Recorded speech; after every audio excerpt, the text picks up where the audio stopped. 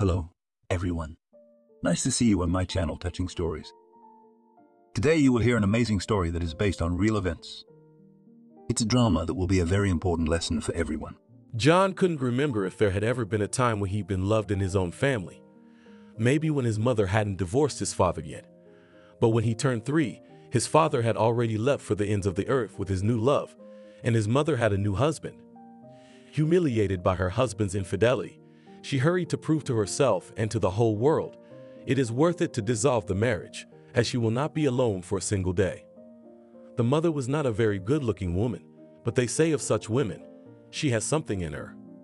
Tall, thin like a model, very beautiful haircut. She always got her hair cut by the best hairdresser in town. Big dark eyes. A little bit of her mother reminded him of a young Jacqueline Kennedy.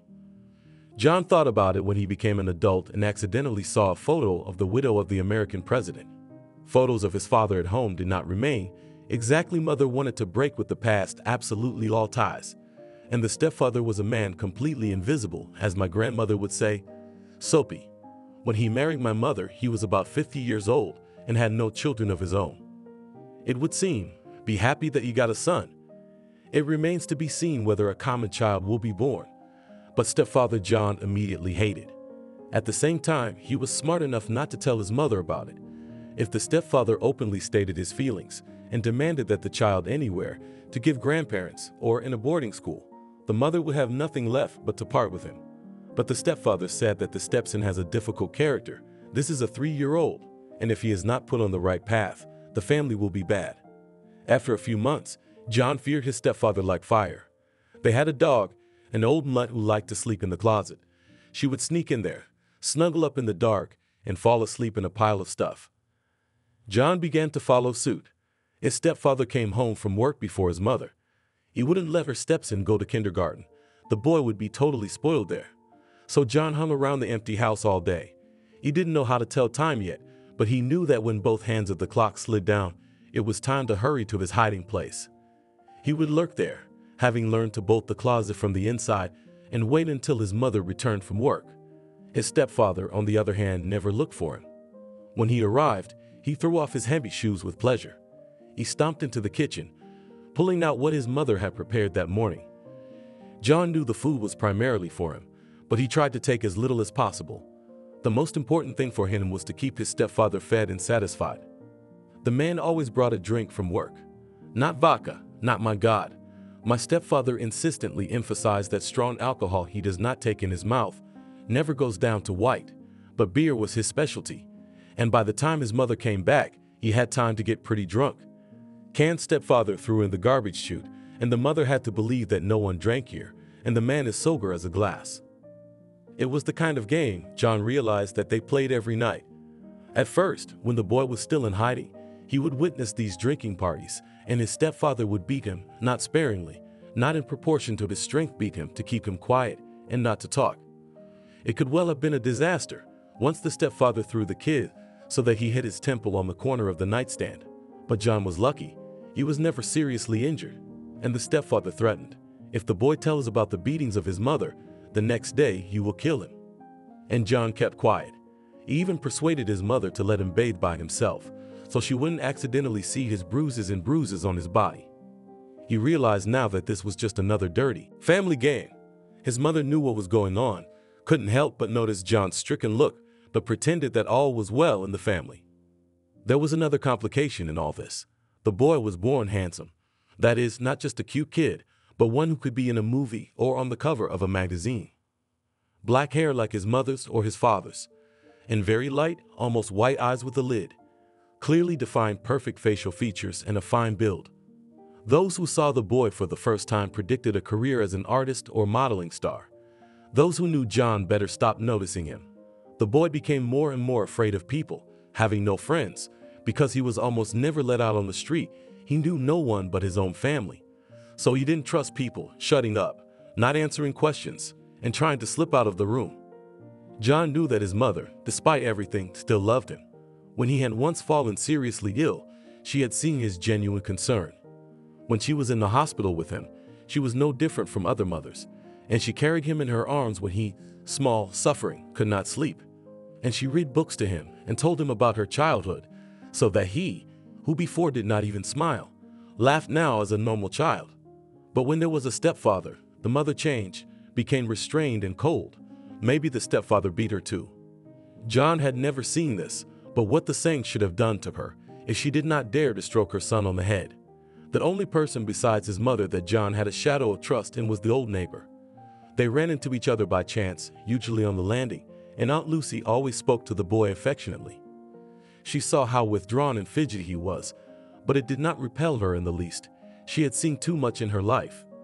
Often she would slip John something tasty, a homemade pie, his mother never baked them, a big brown apple, or a chocolate bar. John knew that the neighbor understood everything that was going on in their family, because he had once said, "Nothing, you will go to school, there it will be easier for you." And since then, the boy dreamed of the time when he could get out of the house. John already perceived his apartment as a fortress in which he was imprisoned. Kindergarten. Okay, it's voluntary. But his mother couldn't keep him out of school, even if his stepfather was against it, and it'll be just like it was at the hospital. Kids and adults who don't fight. If he knew how wrong he was. But then, when his mother started picking him up, like the other first graders, he felt like he was in seventh heaven. His mother went with him to the store and the market, bought different things. He had never had so many things. A suit and a sports suit, shirts, t-shirts, a backpack, notebooks. You could list the riches that now belonged to John. Also, his mother, without asking his stepfather about it, had given John a room. Before, he had slept on the couch in the living room. But now his mother said, "You're not going to live here. He likes to watch TV, and you have to study." John didn't believe it, but his mother told him to take the smallest room, which used to be his father's study. His desk and bookshelves still stood there. Now they housed his son's textbooks. John was scared. He knew his stepfather liked to nap here on the couch when he had a drink. Let the smell of booze stay in the room, and he wouldn't bring it into the bedroom. John suspected he'd get it, but first his stepfather voiced his displeasure to his mother. In his opinion, the boy should be in front of their eyes all the time, and nothing to create in royal conditions. Now at school, will appear his friends' buddies. Who knows who he will take to his house and what they will do behind closed doors. Then his stepfather tried to rough John up a few more times. He came with a bottle, told his stepson, "Get out," and habitually settled down to rest on his favorite couch. But his mother proved once again that she saw and understood everything. John did not know what she said to her husband, but a lock was put on the door of the room, and John was given the key for his own use. He walked to school like a groom to a wedding. He held his mother's hand and held the bouquet to his chest, but his mother didn't stand in the crowd of other parents while the ceremony was going on. She was in a hurry to get to work, so she found her son's class, pushed him over to the other kids, said, "Get settled in here," and left. John watched the whole thing unfold with his mouth hanging open. At that time he had not yet read the book about Mowgli, but everything around him amazed him. Dressed up children, a sea of flowers, music, balloons. Everyone was saying such kind, affectionate words to them, the first graders. Then they were taken to the classroom and Naomi, the young teacher, seated them all in their desks. The parents continued to crowd in the doorway, and as soon as the teacher let them go home, they sorted them out. Naomi had to walk John home. "Tell your mother that I won't do it every day. Hell knows what," his mother said, "in the first grade to start jamming kids with twos. It can forever discourage learning. I'll talk to that teacher. And the fifth D, can you tell me more about that? You're a good reader." We had poetry. John took another step back, and then the lights went out all night last night. I had to wait for it to come back on, so I fell asleep. I did math and English, but not poetry. Mother went to school. She had a very emotional conversation with the teacher. Naomi dragged her mother to the principal's office, and there she tearfully began to say that she would quit immediately if she was prevented from educating her students in her own way. And she was young, but she was already famous. She had won some competitions. She had her own programs, or maybe there was no one to take her place. Either way, the director valued her. "Naomi will not wish bad things to your child," the principal said to the mother, and with a sigh added, "And if you do not like it here, move the child to another school." But that was a hassle, and the main thing was that the other school was far away, and John would really have to be taken there and picked up, so the mother let it all go. But the worst thing about the school wasn't Naomi, it was the kids. They mostly came from the same kindergarten, or at least played together in the yard, and John was an outsider. At first, they just ignored him, shunned him. Then they realized he couldn't fight back, so they started bullying him openly. Now it was even a matter of honor for his classmates to pick on him. Throwing textbooks from the desk, pulling his jacket so that the buttons came off, taking away food in the dining hall, locking him in the toilet stall. The guys had the pleasure of inventing more and more bullying. John, on the other hand, raised by his stepfather, never complained. Maybe if he had been beaten here too, his mother would have eventually taken him out of the school. But he wasn't beaten, just bullied. Once he got mobbed in the bathroom and had the zipper of his pants ripped to shreds. And when he was waddling down the school corridor holding his pants, someone snuck up behind him and yanked them so that they slid down to his knees. Everyone was laughing, especially the girls, laughing loudly, pointing fingers. Maybe if Naomi had been the only one to know about it, it would have been hushed up. But the principal was walking down the hall. Jonah's assailants scurried away like mice, but the principal remembered them. The same day he called them into his office with their parents and had a debriefing. He brought some of them to tears. But who would respect a boy who had his pants pulled down in front of the whole school? And John became an even bigger pariah. He was now simply avoided, but if there were no adults around, they told him something nasty, what a weakling, a nerd, and in general, he was shunned by everyone. And at home now my stepfather demanded a diary and pulled out his belt. He bought himself a new one, with a big heavy metal buckle that left bruises that didn't go away for a long time. But when the boys changed at school for gym class, John was chased out of the gym locker room and he changed in the bathroom where no one could see his bruises. The worst was in the last grade of elementary school. The classmates got stronger, the bullying got more sophisticated. Then one day, Aunt Lucy saw the unprecedented sight of John curled up in the stairwell, sobbing. He broke down. He had to get up to go into the apartment where his stepfather was waiting for him, but he couldn't do it. It seemed to him the whole world was hitting him, and there wasn't even a tiny corner left where he would feel safe. Hell knows what, his mother said, in the first grade to start jamming kids with twos.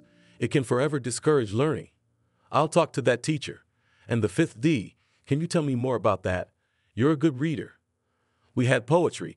John took another step back, and then the lights went out all night last night.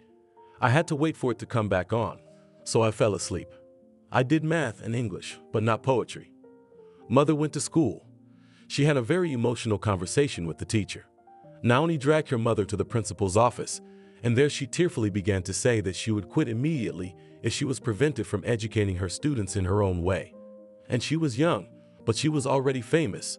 She had won some competitions, she had her own programs, or maybe there was no one to take her place.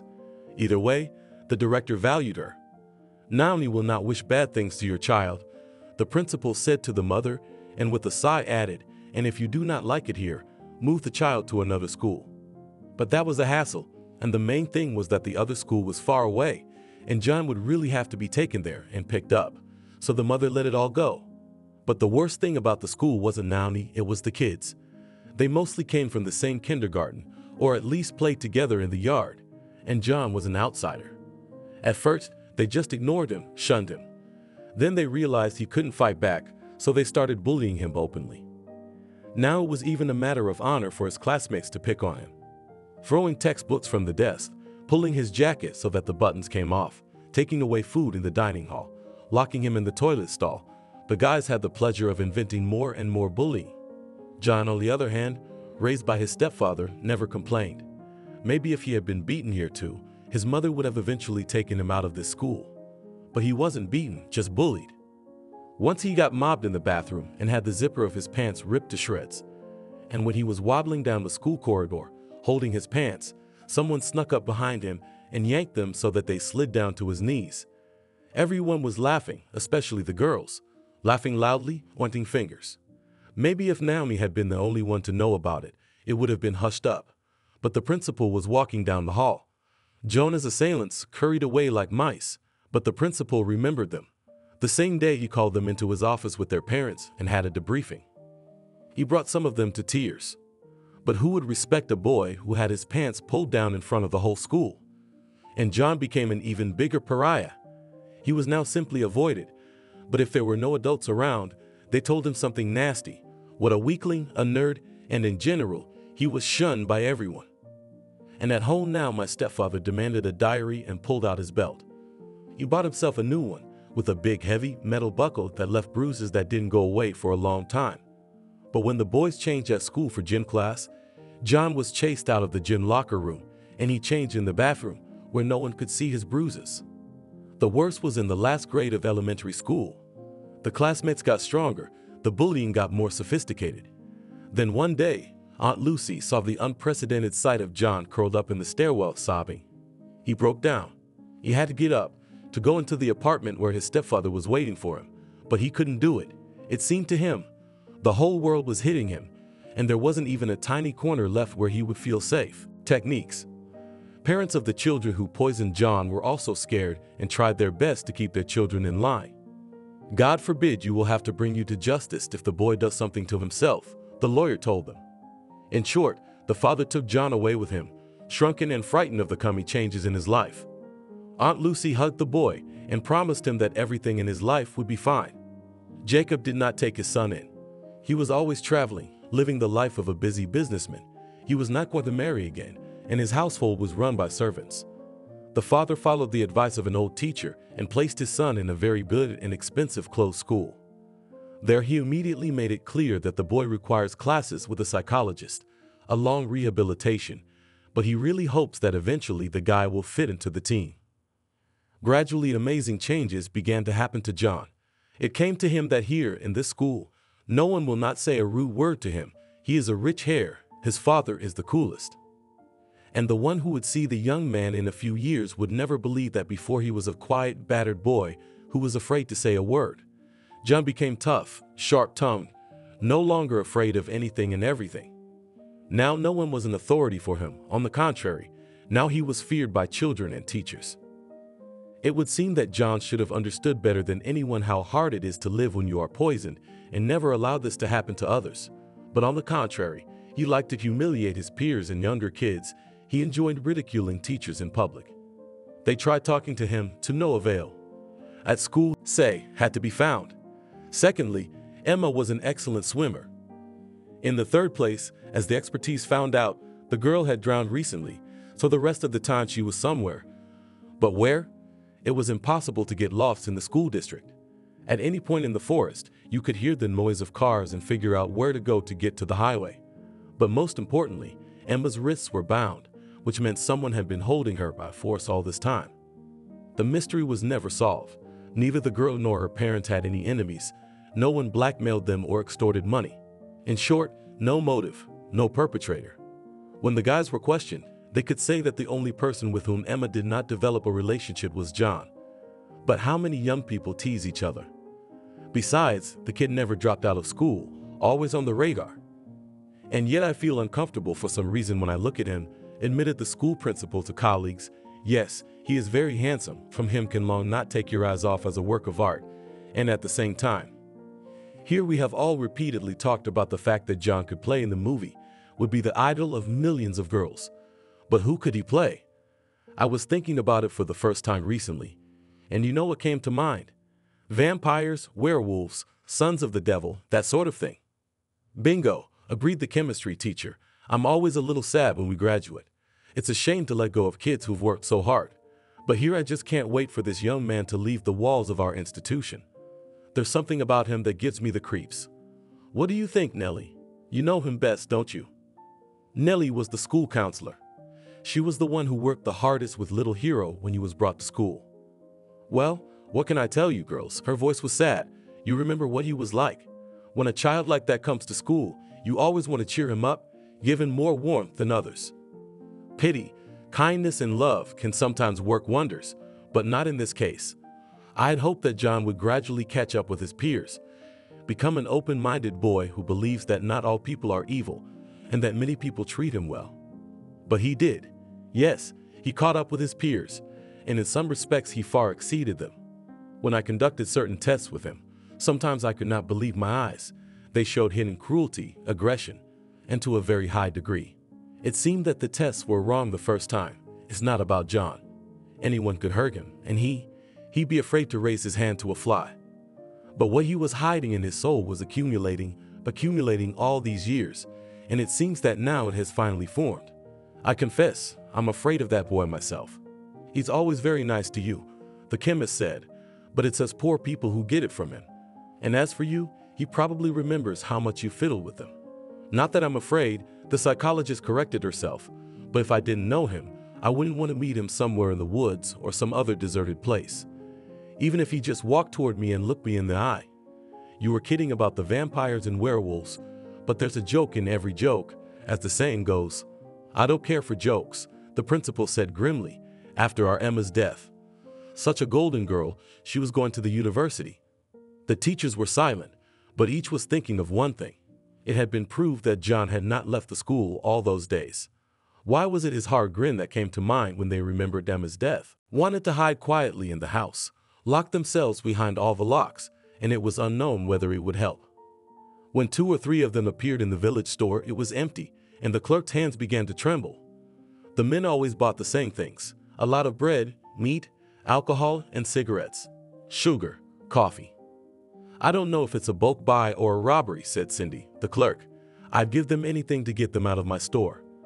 The only people who saw the castle were those who went far into the woods, mushroom pickers, fishermen going to a distant lake, or hunters. But in time they began to avoid this place, because as soon as they approached it, as if from under the ground grew a black-bearded guardian. What do you want here? Go away. Did you buy this forest or what? Grumbled another hapless mushroom picker, but hurried away. Everyone realized that it was better not to cross these people. The locals were expecting trouble. They sensed it as they knew, even before any forecasters, whether this year's winter would be frosty and summer would be dry. True, they thought that the newcomers would set fire to something or fight with someone or, God forbid, something worse would happen. And no one paid attention when in the nearest town to them, the one where people always went for shopping, for entertainment, for doctor's appointments if necessary, people started disappearing there more often than usual. Before, children disappeared, and luckily, in most cases, were found afterwards. They simply got lost, or forgot to say they were going to a friend's house, and their parents immediately sounded the alarm. Another category of lost people were old people with memory problems. They would leave home and forget where they were going and how to get back. But now young people are going missing. Teenagers, girls, only once the wave reached the village. The police came, brought a card, asked questions. The girl Cecilia left the house towards evening. She told her mother that she was going out for a walk and to buy some bread. When she didn't come back in 2 hours, her mother started looking for her. The next day, volunteers were looking for Lilia. They're still looking for her. A pretty girl, red-haired with small features. She taught piano at the college. No one in the village could remember having seen such a girl, and they didn't bother the people with inquiries. And, of course, no one connected Cecilia's disappearance with the castle in the woods, which, if not for the periodic visits of its guards to the store, would have been forgotten by now. John didn't know if he'd done the right thing by secluding himself from the world. On the one hand, he liked the house to the point of madness. It had everything his master wanted. The monolithic stone walls that gave him a sense of security, and all the furnishings inside, the black-colored designer furniture, the strange surrealist paintings, the subdued lighting, and the silence all around. Those who surrounded John, whether servants or guards, knew that the master could not tolerate chatter, that music, especially loud and rhythmic music, infuriated him. So the guards spoke as little as possible in his presence, nodding their heads to indicate that they understood the order. The silence was healing for John. There were times when he spent days half lying by the window in a rocking chair, and there were no sounds except the birdsong outside the window. On the other hand, John himself realized that this was not normal, that even the life he had led before, with night racing through deserted streets, with drinking, with buddies he didn't remember the next morning, was more natural than his present reclusiveness. But he was sick, and he realized it himself. He'd have felt his illness when his father was alive, and John had wanted to go into the den he needed to. But his father wouldn't let him do that. He would make John work. He would have to support himself. He would have to look after him, and that was unbearable. When John was left alone, it was as if his mind had given him the go-ahead, and he immediately set about realizing his plan to go somewhere where no one could get him. John knew that wherever he was, from time to time he would be overcome with rage and longing, so intense that it took his breath away. He remembered the humiliation of his childhood, as if he were reliving the strokes of his belt, the bullying of his classmates, the years not just cut out of his life, but spent in hell. And then he wanted to howl, because he could not take revenge at that time, but had to humble himself to accept all offenses without complaint. And John knew that only one thing could dampen that feeling of sizzling rage: other people's pain. It was like a powerful drug, even if it only worked for a short time. Maybe he should have gotten real treatment, but he knew, after all he'd done, no one would ban him from a mental institution. Prison awaited him, which he couldn't stand, because he would be humiliated there too. So it was necessary to reconcile all this somehow, to sacrifice again and again to the god of rage that lived in his soul, and then to hide all the consequences. And his helpers were men who knew no fear, no compassion, and no shame. And John paid generously for their services. He himself appeared in public very rarely, maybe a few times a year, on those days when he felt like his old self, a healthy, calm young man. And then he would go by car to the city. He could sit in some restaurant, or make a reservation in advance, or fall in with some of his old friends, or even go into the old madness with nightclubs. However, he was always accompanied by one of the black-bearded guards. A bodyguard, he explained briefly, if any of his friends wondered who it was. "Brr," one of his friends responded, "I wouldn't want to entrust my life to a man like that. He looks like he could stab you in the middle of the road. Look in his eyes, he's not a man, he's a wolf." Wolf loyalty is legendary. John grinned and changed the subject. Sometimes, though, he would slow down and point to a girl who was passing by. "That one," he'd say. The girl would be followed, and the hour would come when John would get his hands on her. And then the day came when black-bearded Sam showed up in the room where John was smoking alone, enjoying the scarlet sunset burning outside the window. "Gotta be careful, master," he said. Sam had spoken countless times in front of John, so he didn't ignore the words, raising his eyebrows. "What's the matter? Pretend you're like everyone else. Stop. At least for a little while. They've started looking too close around us." "Who?" Names John didn't remember, the black one, but they won't find her. "They won't, yeah," Sam nodded. "They found her car. On the road to your house." "What was that fool doing there? And why didn't anyone think to move the car?" "She just got lost, yeah." And Stan got excited. "Yeah. A beautiful girl came into her own. He knew you'd be glad. He just forgot about her car. Unforgivable oversight." "Unforgivable, yeah. He won't go hunting again. But I beg you, master, lay low for a while." "We'll see," John said grudgingly. And that's when, just then, Catherine came into his life. Catherine never thought that she would become a mother of many children. No, she imagined her life very beautiful, like a princess. Such dreams appeared at her just since her mother gave her an airy princess dress. Catherine was brought up by one mother. The woman was kind, with a good character, but ugly as a mortal sin. Crooked teeth protruded forward like Baba Yaga, and many children, seeing her for the first time, began to cry. Catherine's mother was a social worker. She took care of old people, carried them groceries from the store, took coupons to doctors, and cleaned apartments. The salary was penniless, and Aunt Maria was tired to the point that by evening she could not stand on her feet. But she always had time to carve out a minute and run home, to see how her own daughter was doing, to feed her hot food, and make sure she sat down to study. Free time, even just a few minutes, was the only thing Aunt Maria ever wanted. As for money, she was never once tempted to take a penny from her elders. As a result, they trusted her more than they trusted themselves, and more than one grandmother told her where she had the funeral money in her closet, so that in case of emergency, Aunt Maria could dispose of it as intended. And although the small family lived hard and very modestly, yet by New Year's Eve on a lush airy dress for Catherine's mother saved up, and the girl shown in the garden is not worse than other girls. And then Catherine, very fond of fairy tales, invented a story to herself that she is actually a princess, which in infancy lost her parents. But when the time comes, and she will have everything, and the palace and untold wealth, and of course the prince. Everything that Catherine dreamed of, falling asleep, was so beautiful that in reality she would have difficulty describing it in words. The palace, of course, as in Disney movies, white pink, puffy clouds around, in short, paradise on earth. And in life from Catherine turned out to be a very weak student who could hardly reach even to 3. "You have a memory like a fish, 3 seconds, with irritation," said the teacher, All that I explained in the last lesson, you're out of your head." The guys laughed, and Catherine Nicola in front of his eyes, and by the end of elementary school did not believe that it will turn out of her something good. After ninth grade, she left, although her mother urged her to prolong her childhood and finish 11 years in the city's only state, and Catherine left, took the documents from the college, although she knew that very upset her mother. Then her mother, through her own channels, got her a job. Catherine began to babysit other people's children. In this capacity, she was in demand. She did not refuse the most difficult kids, and to the duties of their duties treated faithfully, and took for services inexpensive. She could be hired to escort the child to school and meet him. Catherine was ready to sit with the kids, while the parents were away at the movies or in the theater. But of course, most of all, she appreciated the constant work. If she was invited to a boy or a girl, and it was necessary to come in the morning and leave in the evening. And so day after day, month after month.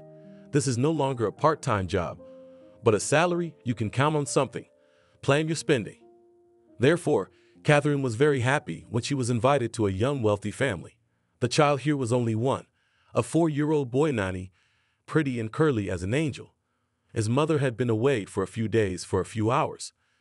Catherine did not know that the woman was then looking at the footage from the video cameras. The girl behaved with the child as usual with children.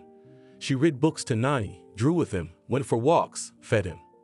The only liberty she allowed herself, if the boy did not finish a banana or peach, she did not throw the rest of the fruit in the trash, but ate it herself. After all, it was a luxury for her. "I am satisfied with this nanny," said the woman to her husband. "Let her work for us at least until her son goes to school." She did not yet know that her husband would decide to have an affair with Catherine. In principle, nothing original. To make a mistress out of his servants, old as the world. At first, Catherine agreed because she was afraid of losing her job, wanted to please the master, and then became attached to him, and was already agreed to such a double life. She was afraid that sooner or later the landlady would find out, and that she would kick her out. And the husband, of course, will not want to quarrel with his wife and leave her, Catherine. But everything turned out differently. Catherine got pregnant. Her lover Carlos turned out to be in a sense a decent man, did not offer her to get rid of the child, and did not throw her out on the street. He rented an apartment for Catherine and said that if everything turned out this way, he would provide for her. In such a situation, women would be divided into two categories. They would be happy to receive such an offer, the others would not have enough. Catherine was not enough, but she pretended to be happy. The contrasts were eating away at her soul. When she checked in at the women's clinic, she said she was single and would raise the child on her own. Then Carlos came and for hours pretended that they had a happy family. He loved Catherine and took care of her. Finally, his wife would call him and ask where he was. Carlos would raise his finger as a sign that Catherine was not to make a sound and lie that he was late at work. His wife would dictate what to buy on the way home. Carlos nodded, and Catherine wanted to shout loudly, so that her wife would hear that she and her husband had just gotten out of bed. And there would be a tram rampage, with shouting, cursing, and divorce. Because Carlos is in a good place. There, a rich house, friends, lavish parties, a wife and son. Here, mistress, a fresh stream, so to speak, always smiling, satisfied with everything, loved without question. Catherine wondered whether Carlos even sometimes guesses that she lives with her teeth clenched, shows Hollywood smile, tenderness, love, and admiration, just so that he realized she is better than his wife. With her, he will be happier. Catherine hoped, when the baby is born, Carlos will be attached to him and draw conclusions. Let him leave his wife half of the fortune and divorce. They and the rest is enough. And to keep the ex-wife from making intrigues, you can move somewhere else. For example, to the sea, which she still has not seen. Finally, Mark was born and Catherine held her breath. But if anything had changed, it was for the worse. The baby cried day and night. Catherine walked exhausted. Now she no longer met Carlos at the set table. Yes, and on bed pleasures, frankly, there was no strength or desire. Her friend began to visit her less and less often. No, he faithfully transferred her money for maintenance, was affectionate with her son, but only dropped by just for half an hour, justifying the lack of time. "Have you fallen out of love with me?" he asked him directly. He was silent for a few seconds and said, "You yourself understand everything, kid." He didn't even call her by her name, which was particularly offensive. It felt like a habit. A faceless baby, so as not to get confused by his girlfriend's names and not to offend any by calling her otherwise. Again, if Catherine had a head on her shoulders, she would not have trudged through life, but stopped and thought, how to be? It was clear that she had to go on alone, and it was necessary to prepare for this path. Maybe she should go to school after all. She could ask her friend for a place to live, ask him to help her with a job, and in return give him freedom and silence. Catherine had to convince Carlos that his wife would not find out anything from her. Instead, the young woman contrived to get pregnant again, decided to take her rival by the number of children. Even her own mother, Aunt Maria, said it was foolish. Nothing scares a man away like small children, she said. You realize that there, in that family, there's a rich kid growing up, as they used to say, a barchin. His father never had any trouble with him. The maid would feed him, change his wet pants and bring him to daddy for a kiss. That's it. What do you have to offer? Exhausted, totally dependent on your Carlos. Only responsibility for you and the kids, hidden reproaches, endless troubles, baby crying. Believe me, he is already tired of you and is looking for an opportunity to be free. So give him that freedom. It's the most desirable thing for him right now. I don't believe you, screamed Catherine and cried angry tears. She was really hysterical. Finally, her mother took pity on her, sat next to her and began to stroke her head. Catherine realized that her mother was right, that Carlos, if he wanted, would have long ago made an offer. It is necessary to pull herself together and think everything through. Going back to her mother's apartment, crammed in there all together, it's not an option. Carlos has to help, and if she agrees to disappear from his life, they'll probably do it, maybe even take out a mortgage. Carlos would help with the down payment, would slowly give money, but the hope for a personal life was crumbling. Who needs her with 2 children? Catherine hoped that she would force herself to act, but she herself ungodly procrastinated, hoping for something, for some kind of avos, that everything will be resolved by some miracle in her favor. And it did. Carlos' wife found out. There were some kind people who saw him going to Catherine's, and although they never appeared on the street together, Carlos, Catherine, and the children, it was not difficult to conclude whose sons they are. Catherine froze, heard in the two the voice of his former mistress. I talked to my husband, said that, and put you on notice that all relations with you. He immediately breaks off. We have a prenup, and he doesn't want to go penniless in that hen house you've set up for him. So you bought his love. Catherine could not stand it. Yes, my dear, the woman's voice so and text them. He knows that for that way of life, which we with him so much love and appreciate, have to pay. You two would like to grab a piece of the pie, but you jump like a dog around our table and saw that it doesn't work. But attempts to steal someone else's pie don't just go away. They have to be punished. Your punishment will be the following. You simply disappear with your offspring from our lives, and we forget about your existence. And alimony? Catherine shrieked, I can go to court to prove paternity is now nothing worth. If she wanted to put the former mistress in place, she did not succeed. Do not advise, said that, and Catherine could almost see the woman smiling. You do not want anything to happen to you and your children, right? And it could happen very easily. Some kind of car accident, an accidental hit and run. But Catherine is speechless. They're your husband's children. How can you do that? They're his sons, you can't hurt them. They are your sons, the woman said and cut the conversation short. Catherine tried to come to her senses and failed. She was covered with depression. And if before she was babysitting other people's children, now there was no strength to take care of her own. Repression, promised by his wife, began immediately. They had to move out of the rented apartment. Now they were all staying with Aunt Maria. Grandmother fiddled with her grandchildren, and Catherine, emaciated, blushing, dressed in a tattered robe, staggered from room to kitchen, smoked one cigarette after another, and said that she was disgusted by everything. And this miserable housing and complete hopelessness ahead, and even her own children she does not want to see. Go for a walk then, finally. Aunt Maria snapped at me. Do you think it's easier for me? I'm sorry, at 60 the strength is not the same. But I have a sense of duty, and I know that the children must be fed. So I'm standing here, boiling their porridge. I can't bear to look at your sad face. Go, let at least a breeze blow on you. Maybe you'll come back in a different mood. Catherine obeyed her advice simply because she wanted to be alone for a while, not to listen to anyone's voices. It is known that there is no greater loneliness than being alone in a crowd. There was a park not far from their house. That's where she went. Recently, the park had been renovated, beautifully tiled alleys, a fountain, planted with toy trees. In the evening, the lanterns burned here under the olden days. Catherine sat down on one of the benches near the fountain, arranged herself so that only the sound of water could reach her. She closed her eyes and put her face to the sun. Maybe that's why she missed the moment he materialized beside her. She felt his gaze first, and then she looked at him herself. Sitting on the bench next to her was the very prince she had been afraid to dream of as a child, because he was too good-looking even for a prince. Tall, he sat, but it still felt that way. Gorgeously built, black tank top revealing swarthy arms, pumped biceps.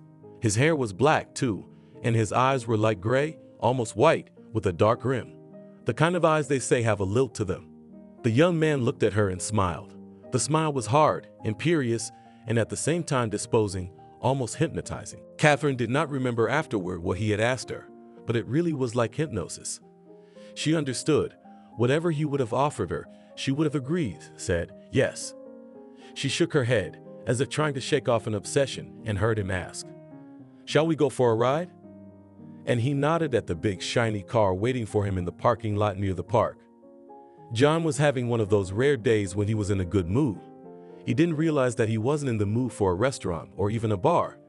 He walked through the park and ate ice cream from an ice cream cone, just as he had when he was a child. Then he sat down on a bench and happened to see this aunt. Now, in his current position, he could choose almost any girl, and already well understood what attracted his attention. Very young, folded like Barbie dolls, and most importantly, defenseless. He could break any of them, but he was especially attracted to those in whom he unmistakably recognized victims. There was nothing about this person that he usually liked. Todoko was what he called young people, but with blurred figures, unrecognizable faces, and tasteless clothes. However, the girl smelled of something, despair or something, and he caught it unmistakably. Such feelings were akin to enjoying a fine perfume. "Shall we go for a ride?" he repeated. His lips quivered and formed a sneer. He rose in one supple movement, and the girl rose too, without taking her eyes off him, and followed him to the car. John had come to the city alone, without his usual bodyguards, and therefore the car seemed unusually large and empty.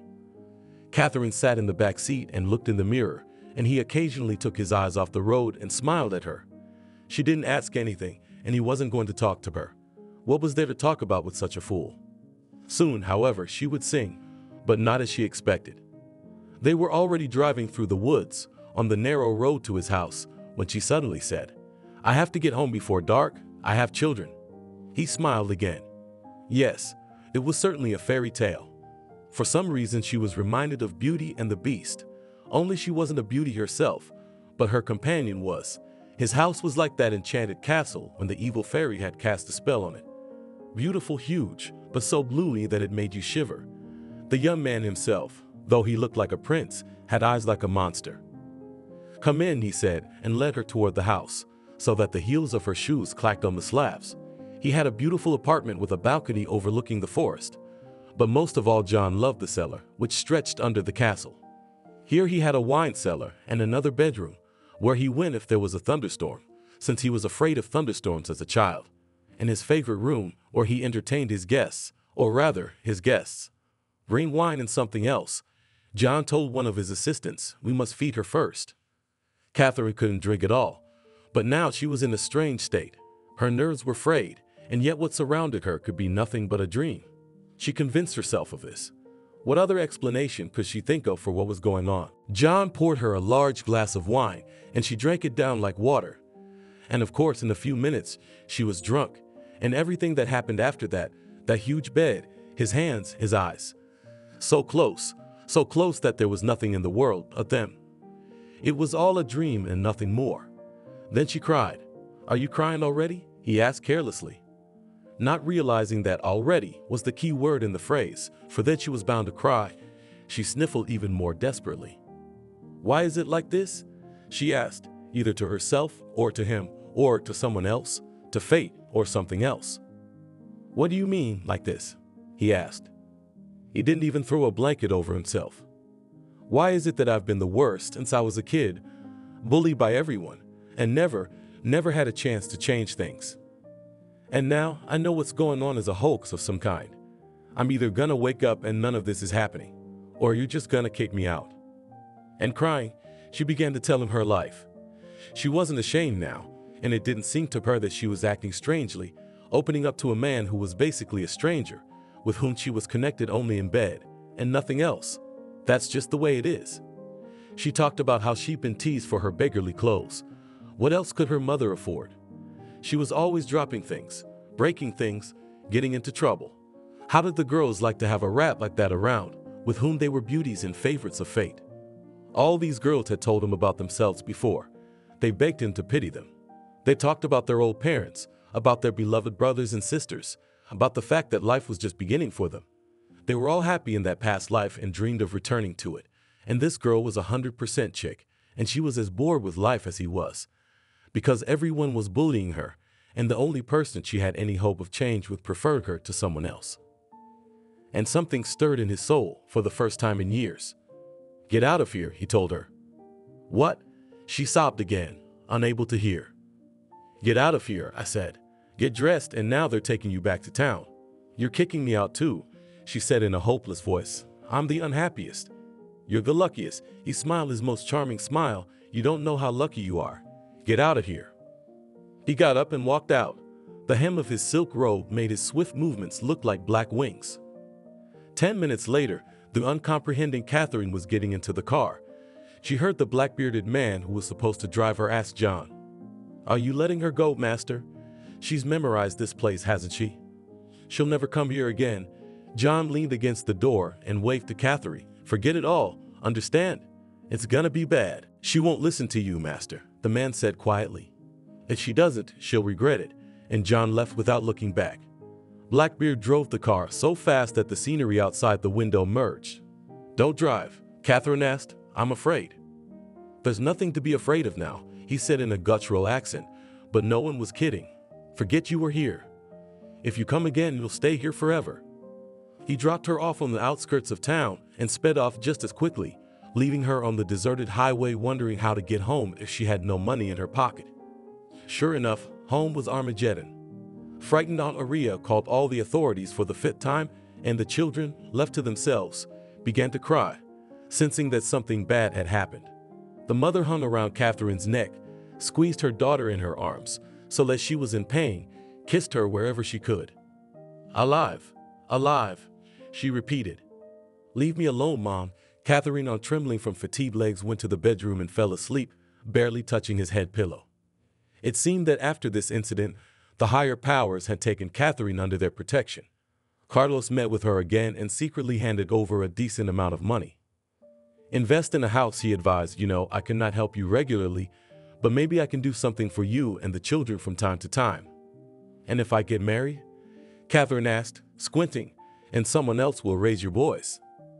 "God willing," Carlos answered sincerely and corrected himself. "God willing, that you meet a good man whom you will love. Then you and the children will be happy."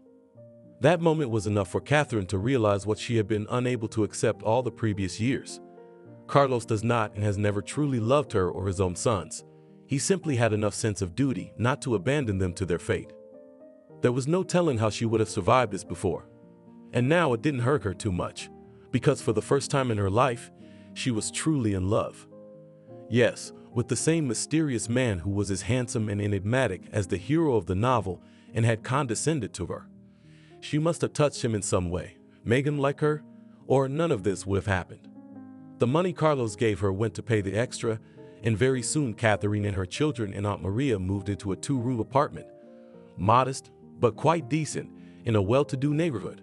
Aunt Maria sighed as if she had taken a heavy load off her back. "Now let's take a little breather," she said. "Aha," Catherine agreed nonchalantly. "Mom, I'm pregnant." Aunt Maria sat up like that. "But how?" she babbled. "You have that completely no mind. You knew that Carlos did not marry you, so did not realize that, and he would place thought." "Well, I know what he was thinking." "Maybe it's not him," Catherine said with her lips so that her mother didn't hear her. "But it's definitely not him." Her mother's brow creased again with a look of anguish. For weeks her fierce arguments with her daughter continued. Aunt Maria insisted that the child must never be left behind. Carlos will not be of anything more, and already generous. And Catherine, who has no sensible education, no job, no rich relatives, will not pull 3 children for nothing. Of course, the mother was right, but Catherine stubborn. She wanted to give birth to this child and would never tell Aunt Maria what she was up to. She dreamt of John. He came to her every night, and in the morning, when she woke up, it was the beginning of a long, burdensome day with his endless responsibilities. Catherine hoped for one thing, that sooner or later John would make himself known, and if he didn't, if it was to be his child, then Catherine would find him. Cheap love novels, which she liked to read, convinced that the man simply cannot resist seeing the hair. The fact that Carlos easily abandoned his sons did not convince Catherine of anything. "I will give birth to this baby," Catherine firmly told her mother, and began to look for arguments that would convince the old woman in the justification of such a decision. 3 children. This is already a mother of many children. There will be benefits, allowances, and she will go to work. Crying, Aunt Maria arranged for her daughter to work as a social worker, so that she could at least get maternity pay, she said. Ekaterina had never had such a hard time. Her mother always tried to spare her from housework, and now this very work piled on her tenfold. Heavy bags, which had to carry her old people from the stores and account for every penny. Endless queues at polyclinics. Ekaterina stood for coupons for her wards, took for them certificates from utility companies. She also washed windows, cleaned the closets, scrubbed the floors, and spoon-fed the infirm. These odors, she complained to her mother in the evening. "I can't take it anymore. All the corners smell of old things. I'm sorting out my clothes, and sometimes I'm sick to my stomach." "Be patient," Aunt Maria replied nonchalantly. "You chose this fate. If you had done the right thing, you would have found a good man and had a family. No, you stole someone else's husband. Here, boomerang and flew." Catherine stopped looking for sympathy from her mother. It remained only to look forward to the day when he will go on maternity leave, and at least from hard work will be spared. In the maternity hospital, Catherine remembered and was surprised that this time she came here by ambulance. On previous occasions, she had been brought here by Carlos. Catherine could not pay for a separate room either. But other than that, everything went great, and she had a baby girl. "Give her to me for a minute, or at least show her," still in the delivery room asked Catherine. One look at the baby was enough for her to realize that she was not mistaken. Black hair was unusually thick and long for a newborn, and her eyes were exactly like her father's, light gray with a mist. So bright and unusual that it was clear that their color would not change, and they would remain that way. Aunt Maria was bitterly convinced that only the humped will be corrected by the grave. Becoming a mother of many children, Catherine did not take up her mind. She could not concentrate on the children in the household. Having done the most necessary things, she was immersed in herself and hovered somewhere in her thoughts. "Settle down," Aunt Maria told her. "If you hope that I'll give you a shoulder all your life, it's not so. My blood pressure's skyrocketing. I need some peace and quiet. Sometimes you want to take a pill and go to sleep and sleep until you sleep, but you don't. If anything happens to your boys, they come running to me. They're used to grandma being there for them. And when the baby cries at night, a mother has to sleep half-eyed. I used to wake up when you, little one, just move in your crib, and you'd be asleep. How many times I got up at night to comfort your daughter? I was your only one, and I have a lot of children," snapped at Catherine. "And who is to blame for this?" sarcastically asked Aunt Maria. "Remember, drive me into the coffin, you will be even harder." But Catherine did not believe in such a prospect. Her mother was always, and all her life remained too living, pulled any load. And now, of course, she is just boasting. All her free time Catherine spent to find out anything about John, to find a place where he lives. At one time, she couldn't even figure out where he had brought her. She could only orient herself by the time she'd spent on the road and the fact that it was a forested area. Now she was looking at images on the internet, satellite images, and finally figured out this huge house, located in the deepest part of the forest. She decided to go there with her daughter. Let her have a girl, not a boy, but the appearance of little Ada is such that it is impossible to doubt the paternity. But then there was an event, not that upset her plans, but made her postpone them for a while. Aunt Maria had a hypertensive crisis, yes, so much so that had to call an ambulance. A guy arrived, very inexperienced, all the time calling someone on the phone, advising what and how to do. He measured her blood pressure, put a couple of pills under her tongue, gave her an injection, and said goodbye. And 2 hours later, Aunt Maria was no longer able to comprehend anything. She had lost her speech, and the right half of her body was desensitized. This time an experienced team arrived, and the paramedic immediately sent Catherine to find helpers for transportation. "Your mother has a stroke. We take her to the hospital." But even here, Catherine had not yet realized how serious it was. She had no doubt that her mother would pull through. She was only worried about one thing: how many days she will spend in the hospital, and whether she, Catherine, at this time with the household. Therefore, when she received the call that Aunt Maria had died, the news stunned her completely. For a while she sat there and just came to herself. Of course, then began the whole cycle of organizing funerals and memorial services. And if there is no one to take on these worries, then the relatives have no time to plunge headlong into grief. Fortunately, the women around whom Aunt Maria had worked all her life raised money and organized the funeral. But when the funeral and all the ceremonies were left behind, Catherine felt that the world collapsed. All the troubles, which had previously taken on her mother, now lay on her. The money left. Caught in a palico, teachers in the kindergarten complained that her boys are fighting off hands and also had to look for a new job, more money, because otherwise their small family will have to live on hunger. Catherine tried to get in touch with Carlos and poke at least some money, but it turned out that the former friend changed the number. Called the home number, the wife came to the phone and recognized Catherine by the silence. She was breathless enough to answer the phone. "I'll call the police," Carlos' wife promised. "I'll tell them you're blackmailing us, and make sure they believe me." There was no one else to turn to, so Catherine decided to carry out her long-standing plan. First, she went to the local psychic and took her all the cash she had left. "So what do you need?" asked the Vidunia, Dodorot, or spell. Catherine thought for a moment. If it was about Carlos, everything would be clear. Turn away from his wife, a spell to her, to Catherine. A complex service. But nothing about John was clear. "About one man I want to know," said Catherine honestly, "how he treats me and whether we will ever be together." The fortune teller did not behave in an original way. She asked for a picture of John and something that belonged to him. Catherine had both. She found the photo by accident on some website, and the one time she'd been to the castle, she'd brought a handkerchief.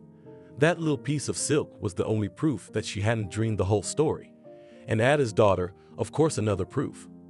The fortune teller first held her hand over the handkerchief, and Catherine noticed how her fingers trembled. Then the woman looked into the picture and recoiled. She tried to restrain herself, but still Catherine noticed the movement. "Don't go near him," the fortune teller said. Catherine wrinkled her nose unhappily. "What nonsense? Why, he is not even seemingly married." "And close, do not come close."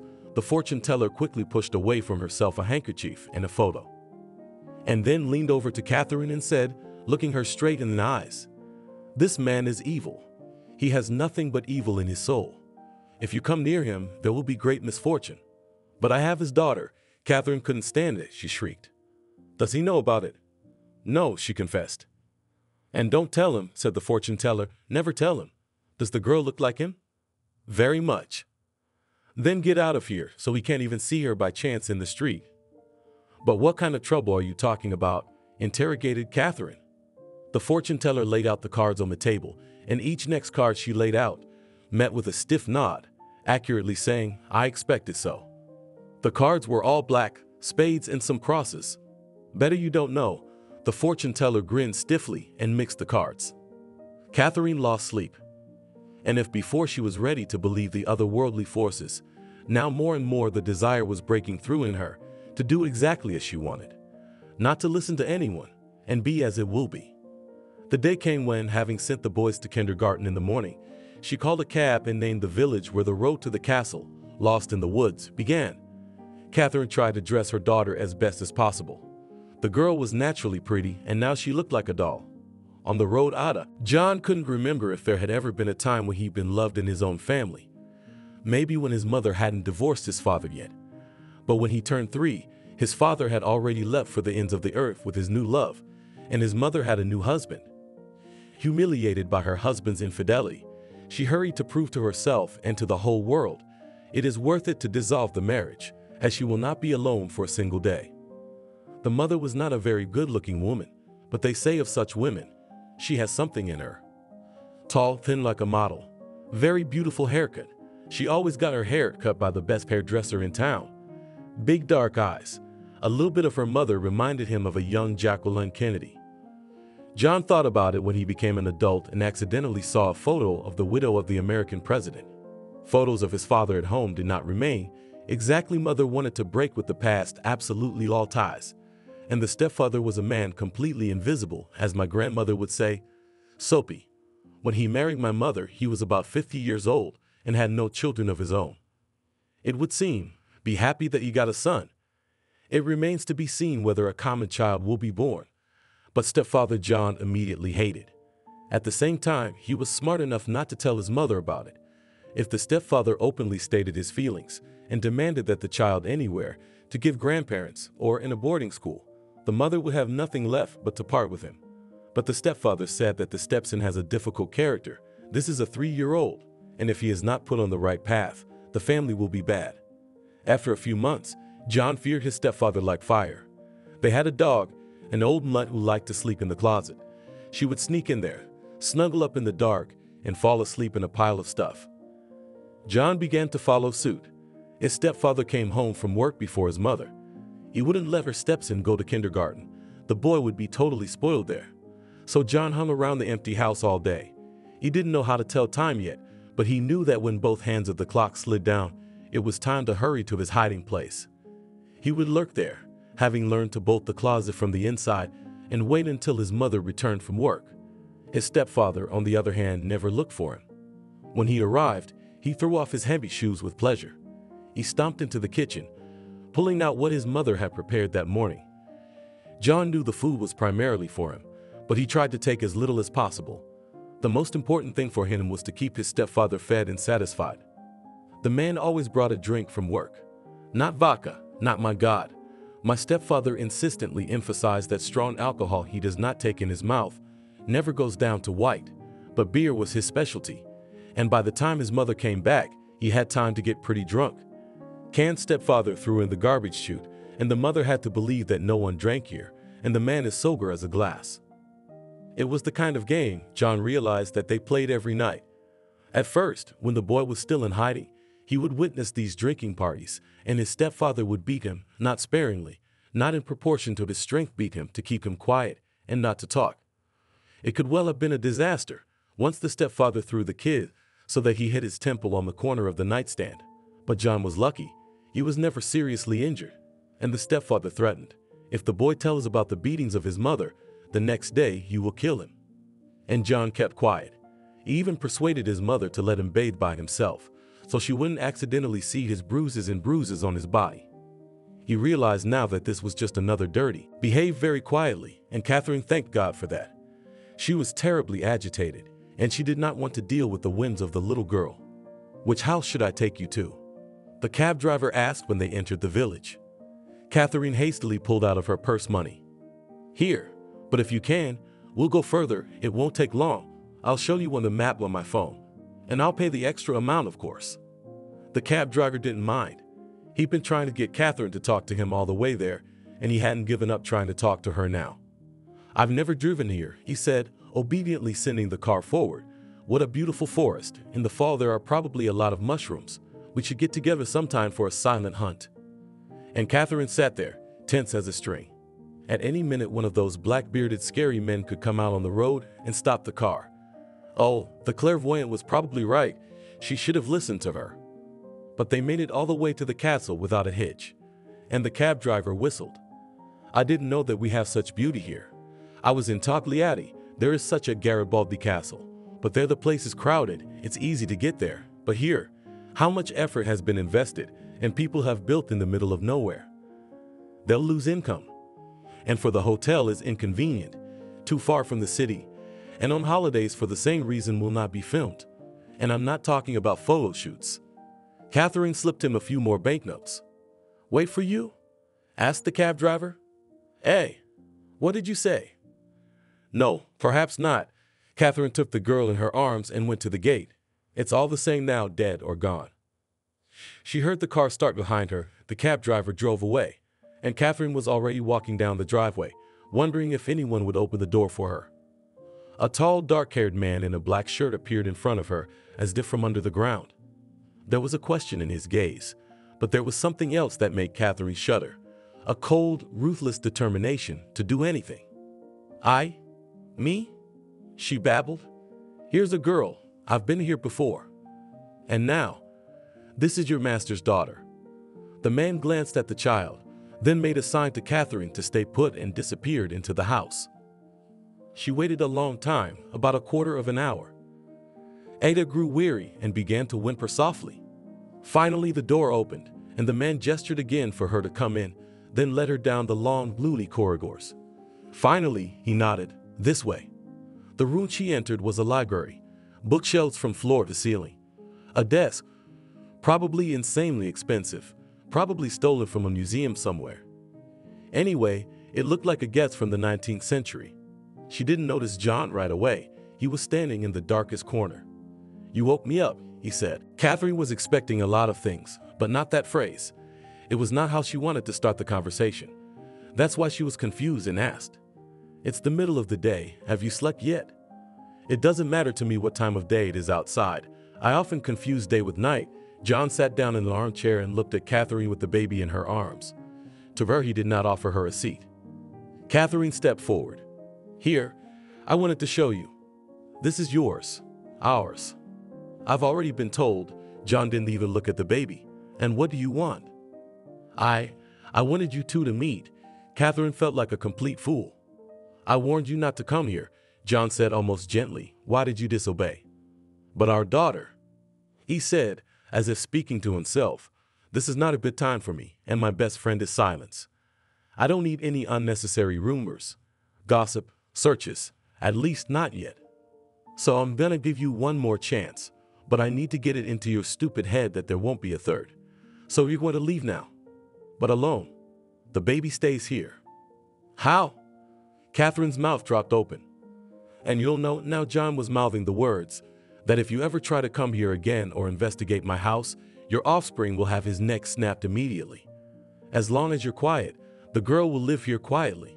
She'll be looked after." "What are you so nervous about? It's not that bad for you. You're not a very good mother.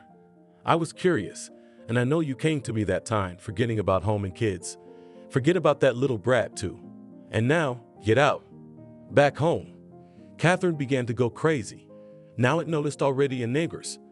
She could go to the stairwell in a nightgown, untidy, and stand like that for hours until someone took her back to the apartment. "What are you doing here?" A neighbor pounced on her. "Waiting," answered Catherine lifelessly. "Who are you waiting for? Where's your daughter?" Catherine thought for a moment. "She's with relatives. She's fine." "Good. Then you go home and lie down. Let's call a doctor for you." But Catherine, not listening, like a somnambulist, wandered into the depths of her apartment, and the door closed behind her. But when her son started knocking on the same neighbor's door and crying, asking for something to eat, the woman could not stand it and called first the social services, and those already, a psychiatric team. The boys were sent to a rehabilitation center, and Ekaterina was put on injections. She was not found to have any severe, incurable mental illness, but she was clearly still inadequate. In the first, most acute time she was lying alone. She was given sleeping pills and other medications. Then she was moved to a triple room. Neighbors Natalie and Katie. Compared to Catherine, they seemed quite healthy. They went to eat in the hospital canteen and whispered long after the lights were turned off in the evenings. Natalie was just overstressed, too much on her shoulders. And the moment her life took a turn for the better, she began to hallucinate. There was a time when she loved this town, as a child. Childhood dresses everything in magical colors. It finds its poetry in the courtyards where boiler rooms and mechanic shops operate.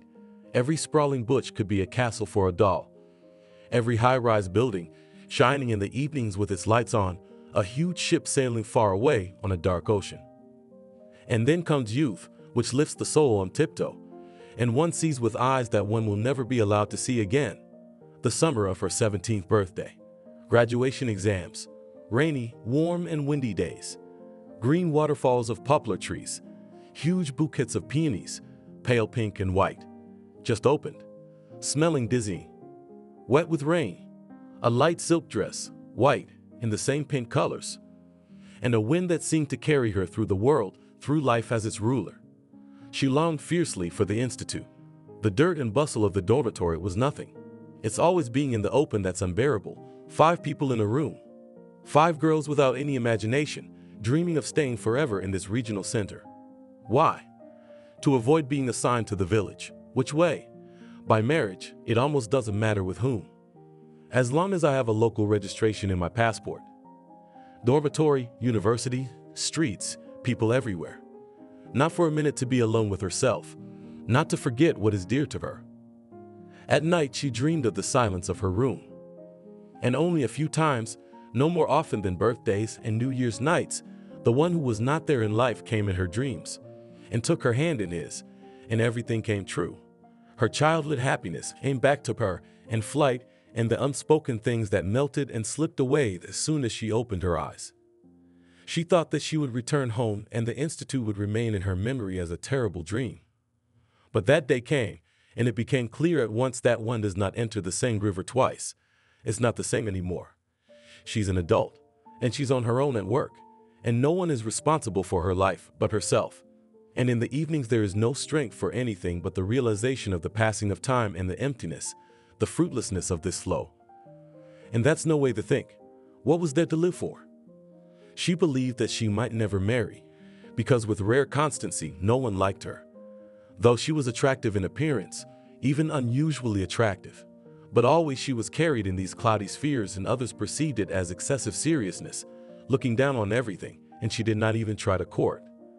But still she married. This man was simple enough not to notice anything strange in her, and she was already tormented by the loneliness she had longed for before. Spouses are 2 oxen drawn to the same plow. It was partly true. Now there is no fear of delayed wages or buying potatoes for the fall.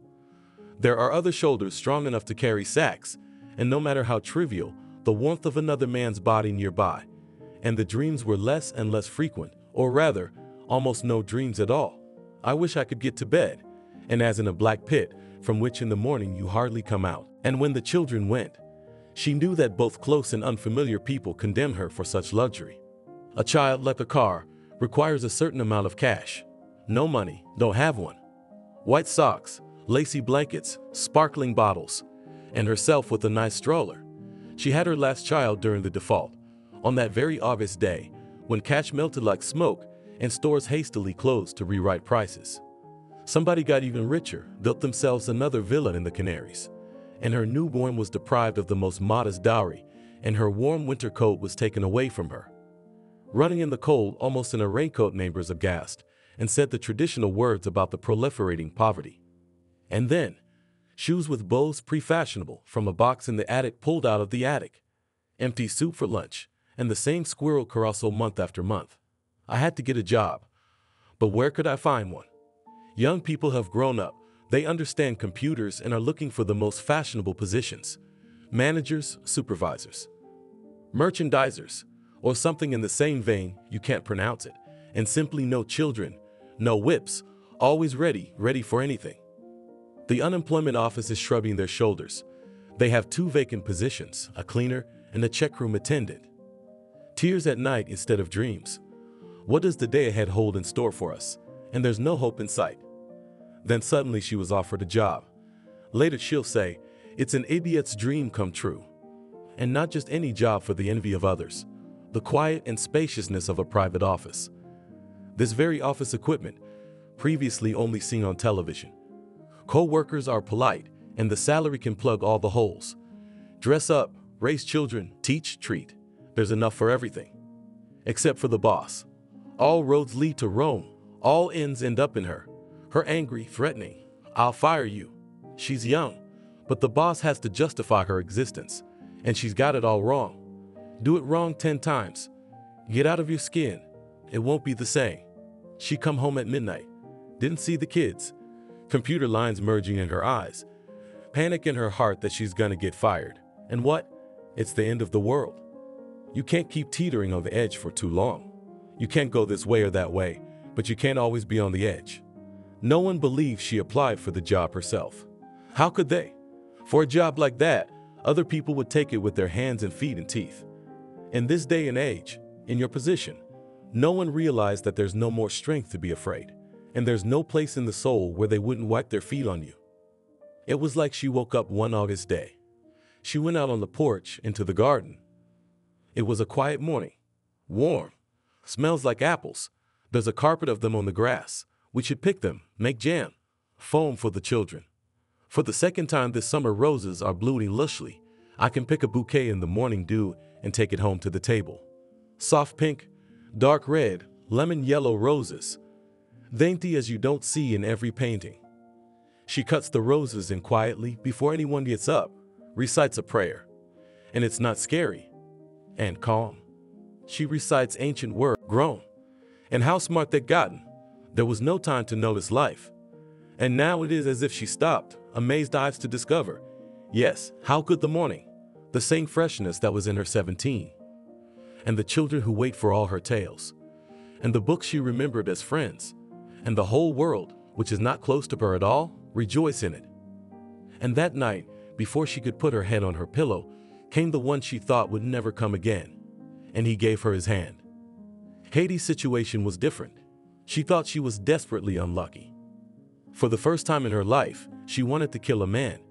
If it was a villain, that would be fine, but no. To understand the extent of her desperate bloodlust, please know that it was a quiet, good-natured man. The man with the camera. Everyone recognized that he had talent. His exhibitions gathered the inhabitants of a small town and works for sale, sold out instantly. These were not soulless paintings from a store. His works breathed. Everything in front of you was alive, awakening, rising from behind the vulgar sun or asleep in a stack of boys. And behind the awe with which the author caught such moments, you could feel the kindness and sensitivity of his soul. But when this recognized genius decided to make their department happy and by Valentine's Day to make each a portrait. No, at first she was as excited as everyone else. She was rarely photographed. In the last 5 years when she changed her passport from the old to the new, there's got to be something left over from every period in her life, right? Besides, Even was so conscientious. Standing up, sitting down, lying down, taking pictures of you from all angles, turning you this way and that. Surely it will be something to hang on the wall and even secretly admire herself. Yes, it's me. She deliberately let her hair loose and hid her chin in the luxury of her black and white sparkling Blackmore collar. She kept her eyes closed for a moment, then opened them to give her eyes a look of mystery. While leafing through a thick glossy magazine at the hairdresser's, she'd accidentally read that this was how models did it. It was supposed to look like this. Accent on the face, the rest in a haze. Dark eyes, a scattering of curly hair. She was at the age when the face becomes defined. The experience is reflected on it, but not yet aged. Youthful self-confidence was being replaced by a realization of her actual strength, and that meant a lot, too. When Evan, with his usual quiet smile, put the pictures on her desk, she realized she was capable of murder. No, what kind of camera does he have that only takes pictures of cockroaches, so that every hair on their legs could be distinguished? But who would do that to a woman? There she is, please, awkwardly propping up a wall that's just been decorated in Euro style. Where to begin to put a fat cross on herself? The top. Her hair isn't curly at all, but hangs down in shreds as if chemically burned. Every day of her 32 years is stamped on her face, at least the darkest of those days. It's not the look of an arrogant movie diva, but of a dog looking for a master. Oh, there's a comparison. The paws hang down like spaniel ears, and the eyes like the same dog left on the street, and every wrinkle is drawn with mascara, and eyes that are read from the computer. And Evan's the one who got screwed after that, definitely. I wonder if that's how he shoots his Varvara, who never leaves his lips. Varvara wanted new shoes, Varvara read a book, Varvara says this and that, and thinks otherwise. Everyone already knows everything about Varvara, and her popularity pisses off the female co-workers. But if Evan filmed his capricious wife in this way, their work team would be orphaned. She sat there swallowing tears. A photo, my ass? An artist, they called him. Von Selyunin is a different matter. She has not been photographed by him, only heard that he first of all drags each of his models to the wash basin. He washes off everything he can. Then he puts her makeup on, does her hair, wraps her in all sorts of things, drapes her, showing off what's beautiful about the model. Maybe it'll just be the hand, the long thin fingers, the ring, and everything else in the semi-darkness. A girl I know, Maddie, almost got married that way. All the Western suitors went crazy over her portraits. She picked out the most worthy one, went to Washington to meet him, and on the platform immediately recognized him. He was in the same jeans and t-shirt as in his photo. But he passed by, and even after a call to recognize her, did not want to recognize his dream in her. But so immediately faced the table. At home, Mom saw that her daughter has tears in her eyes and began to timidly comfort. Maybe it's the bangs. Take it away. And it's not about the bangs, she answered gloomily. It's about the face that looks out from under it. You can't take it off. If everything in life was like in the novels, there would be a gift of fate in the person of a cool macho. And he would comfort her and tell her that she's really beautiful, and she would turn from his words before her eyes, at least into Julia Roberts. In life, unfortunately, macho men don't just fall out of the sky. And yet something in her was so deeply affected that she decided to take a very unusual step. She went to Anna. Anna was the best hairdresser in town. In fact, still a girl, herself wearing a simple ponytail, with clients worked wonders. Anna immediately realized that with a gloomy client it's better not to chirp, and really transformed her as far as possible. Anna, in this case, performed the role of macho. For 3 hours at least, she transformed her into a woman with a capital letter. She cut her hair, curled it, styled it. I breathed on her face, and sometimes I didn't even breathe while applying makeup. When she opened her eyes, she really looked like a queen. Waves of vibrant brown hair flowed along her face, blooming with the most delicate colors. That lilac translucency of the eyelids, the well-defined lips, the youthful blush. From the hairdresser's store, she went to the store and paid for the dress she had not dared to buy for months, and no one else had dared, because of the price. The women at work were numb, to say the least. Crowd came to her office to greedy female eyes to embrace her new look, and find in it at least something not that to calm the soul. They felt her dress. They could have groped her face to wipe off the blush. But those women are nothing. Ivan would come in and give her his professional male gaze. He's gonna grab his machine. He came. He walked briskly past her desk, but stopped and looked at her face. "Why are you so red?" he asked anxiously. "Do you have a fever?" That same day, Ola began to feel as if her heart was stopping. Just like that. Stopped beating, that's all. She clutched her chest. It stopped. No pulse. Call an ambulance. After a month, during which such attacks were repeated regularly, and she was put under treatment in the psychoneurological department. When the pills began to work on Catherine, she paid attention to the doctor who treated her and new friends on the ward. To each he treated in the utmost attention, tried to help, but a bitter crease forever lay between his eyebrows. "He's a widower," Natalie whispered, English, "but he used to live in Mexico." "So what?" Catherine raised her eyebrows. "His wife died there, an accidental victim, and his daughter was left an invalid. He's sick himself. When he got a job here, they found out that he had cancer. They said, 'How are you gonna work? It's a lot of work.' And he said he could handle it. He said he had to survive and get back on his feet. Otherwise, who will take care of the girl? She's just a little girl. And you know he did it." The disease began to recede. Catherine began to greet Anthony with a special smile. He treated her successfully, and she felt better. She knew that now she would do her best to make the doctor pay attention to her, succumb to her charms. There's a woman who's a mother, and then there's a woman of easy virtue. Well, that's the B that Catherine's mother used to say. The key word here is woman, Catherine replied with a smile. Thoughts of the baby retreated, disturbing her less and less. Putty will not hurt the girl, she thought, remembering John. He is her father. How can he hurt his daughter? No, still Catherine was incorrigible. "Where did you get this?" Veronica asked her daughter. She lost the power of speech for a moment, but when she tried to pull herself together, her tongue continued to disobey, and the woman's legs were shaking. She sat down on the couch, looking in horror at the gift Selena had given her.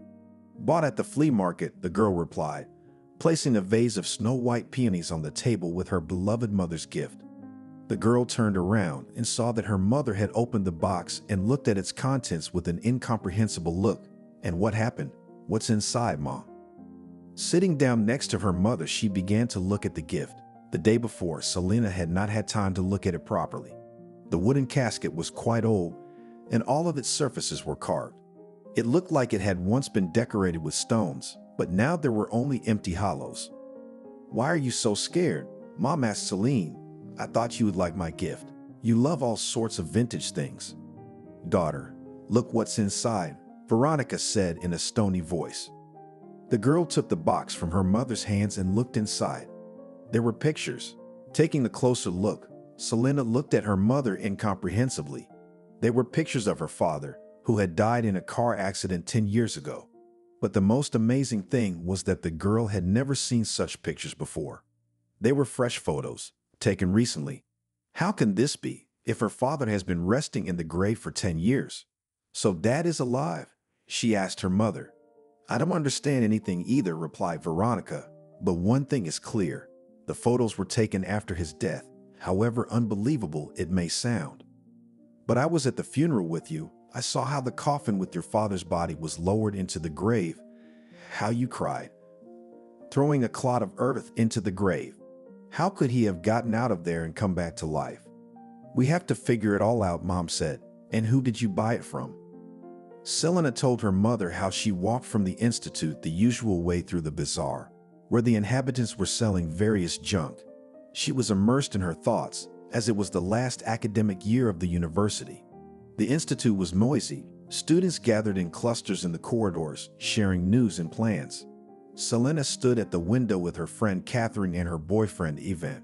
She hadn't seen the young man all summer. He was away on a job. Selena and Evan had been friends since high school. As a boy, Evan fell in love with Selena and even enrolled in the same institute with her to always be close to her. Last year, he offered her to live together. Inherited from his grandmother, the guy got a small studio apartment. Housing could not be called very comfortable and prestigious, but the apartment was near the institute, and Selena's family lived on the outskirts, from which it took more than an hour to get there. But recently, they began to have frequent conflicts and misunderstandings. Evan became friends with guys and girls from the oil faculty. Most of them were from rich families, very well dressed, always had money. In an effort to fit in with his friends, Evan started working more than studying. Selena had to do his notes for him to solve problems. She reassured herself. Even works so that we have something to live on. He does it all for our happiness and well-being. Selena herself took freelance orders, working online on an old laptop she bought off the shelf. Listen, when I left, you were wearing that sweater. The guy said to Selena, I came back. You're wearing it again. You couldn't buy yourself some new clothes over the summer. Selena tried to justify herself. She didn't like Evan saying such things in front of her friend. You work, take more orders. The guy insisted on his rightness. You know that Selena didn't know what to say. The guy's words hurt her in her heart. Was it her fault that her family was in such distress? Was it her fault? Come on, change something in yourself, or I'm beginning to think that soon you'll go back to your mother in your hovel. Don't embarrass me in front of my friends. They make fun of me almost every day. I'm ashamed to even bring you into my company, and all the boys come there in pairs. Selena looked at Ivan with bitter resentment. The guy she'd known since childhood had changed a lot over the summer. The change in him was not for the better. She realized more and more clearly that she didn't want to be around a man who said such hurtful words to her, who didn't want to understand the plight of her family and what she was trying to earn as best she could. Seeing how offended Selena, Catherine decided to interrupt this unpleasant conversation.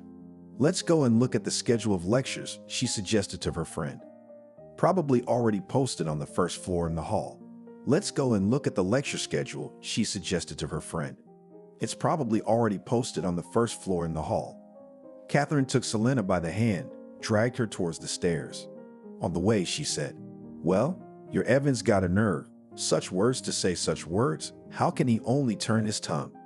He's from a simple family, and now he's playing the big boys. Selena didn't want to have this conversation. She didn't like it at all.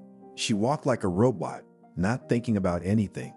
Having rewritten the schedule into notebooks, the girls left the building of the institute. The weather outside was beautiful. It was called Golden Autumn. In the park, the yellow-red leaves of maples rustled under their feet.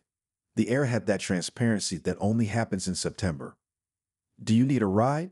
Catherine asked her friend. She knew that Selena would take more than an hour to get home.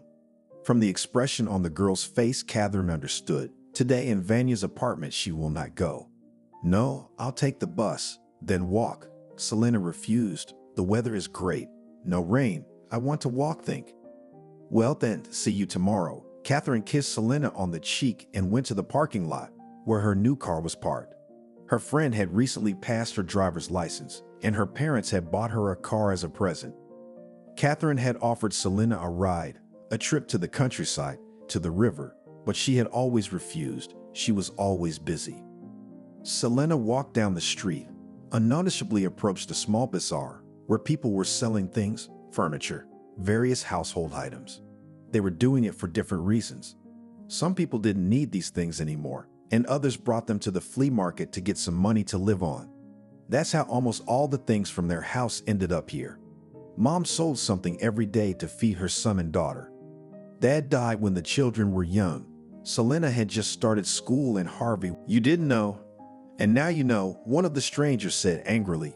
So you have to pay it back, or do you want your children to disappear one day? He looked meaningfully at Harvey, who was playing cards on the floor, and at Selena, who had come out of the kitchen at the noise.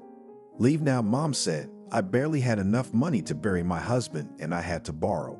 I have no money to pay my debts, especially since I didn't take anything from you personally. It doesn't matter.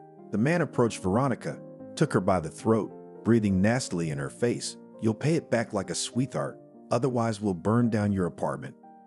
The frightened woman closed the door behind the strangers, sat down on the sofa, wrapping her arms around her head. She didn't know what to do. Lately, her husband had been missing all the time. Later, she learned that he plays cards in the casino. For these purposes, takes loans and borrows in dubious offices. What are you doing? Veronica said to her husband, you're going to get us into the world. But Selena's father continued to play, again and again borrowed money, and then he died. The accident happened on a country highway. After examining the scene, the investigator told Veronica, according to preliminary data, your husband failed to control himself on the slippery road from the rain, flew into the oncoming traffic lane. His car overturned several times and plummeted off the bridge into the river. The car was pulled out, but the man's body was not found. Most likely, he was swept away by the current. They searched for 2 months, but all was in vain. There was a sewage treatment plant downriver. If Veronica's husband's body had gotten there, it was impossible to find him. First, he was reported missing, and then they determined a different status, issuing documents that Selena's father had died. The first thing the girl's mother did when their apartment was left by the collectors, called the parking lot and asked if she could take her husband's car, which was there until the end of the investigation. She was allowed to do so. The mother sold the car for a small amount of money. When strange men came to their apartment again, she handed them a wad of bills. One of the strangers counted it and spoke through his teeth.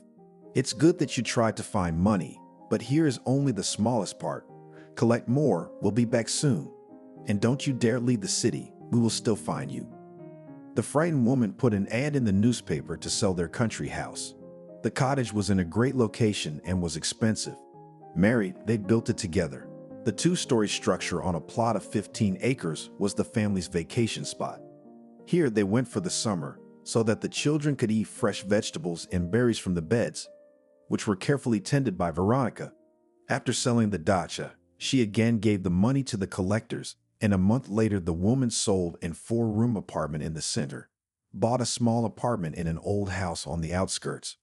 Only this money was not enough, so from the house were sold almost all things, including services, chandeliers, furniture, even was sold some clothes. But collectors again and again demanded money. Veronica's husband owed a fabulous amount. Sometimes the woman cried, you lie there in the grave and do not puff, and we went to the world, completely without anything left. Soon we will have nothing to feed our children, she bitterly and resentfully addressed her husband who had passed away. Having found out that her husband was playing cards and borrowing money, she tried to stop him many times. Stop going to the casino, it will not end well. But her husband did not listen to her. In the end, Veronica gave up on him. Her children were more important to her. Harvey was just born, needed care and nutrition, and Selena went to school. Every evening with her had to study, do homework. Selena's sad thoughts were interrupted by a squeaky female voice. Girl, Buy a jewelry box. The girl looked at the elderly woman who was holding out a handmade wooden item to her. Why do I need it? Selena asked. You give it to the dearest person, and he will thank you for it.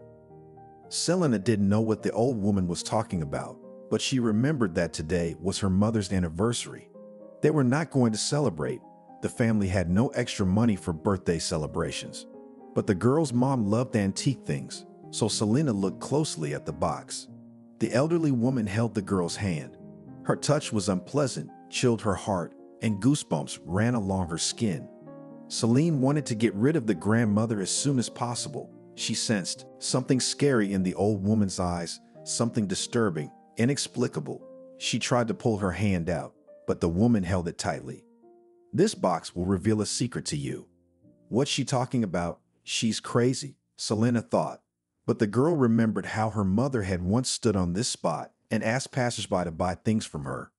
Maybe the grandmother has nothing to eat, so she carries things to the bazaar from home to get some money for food.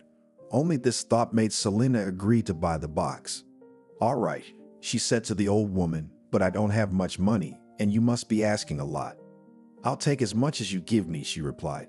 The girl took out a purse from her purse, took out a few bills, and gave them to the grandmother. The woman gave her the box in return.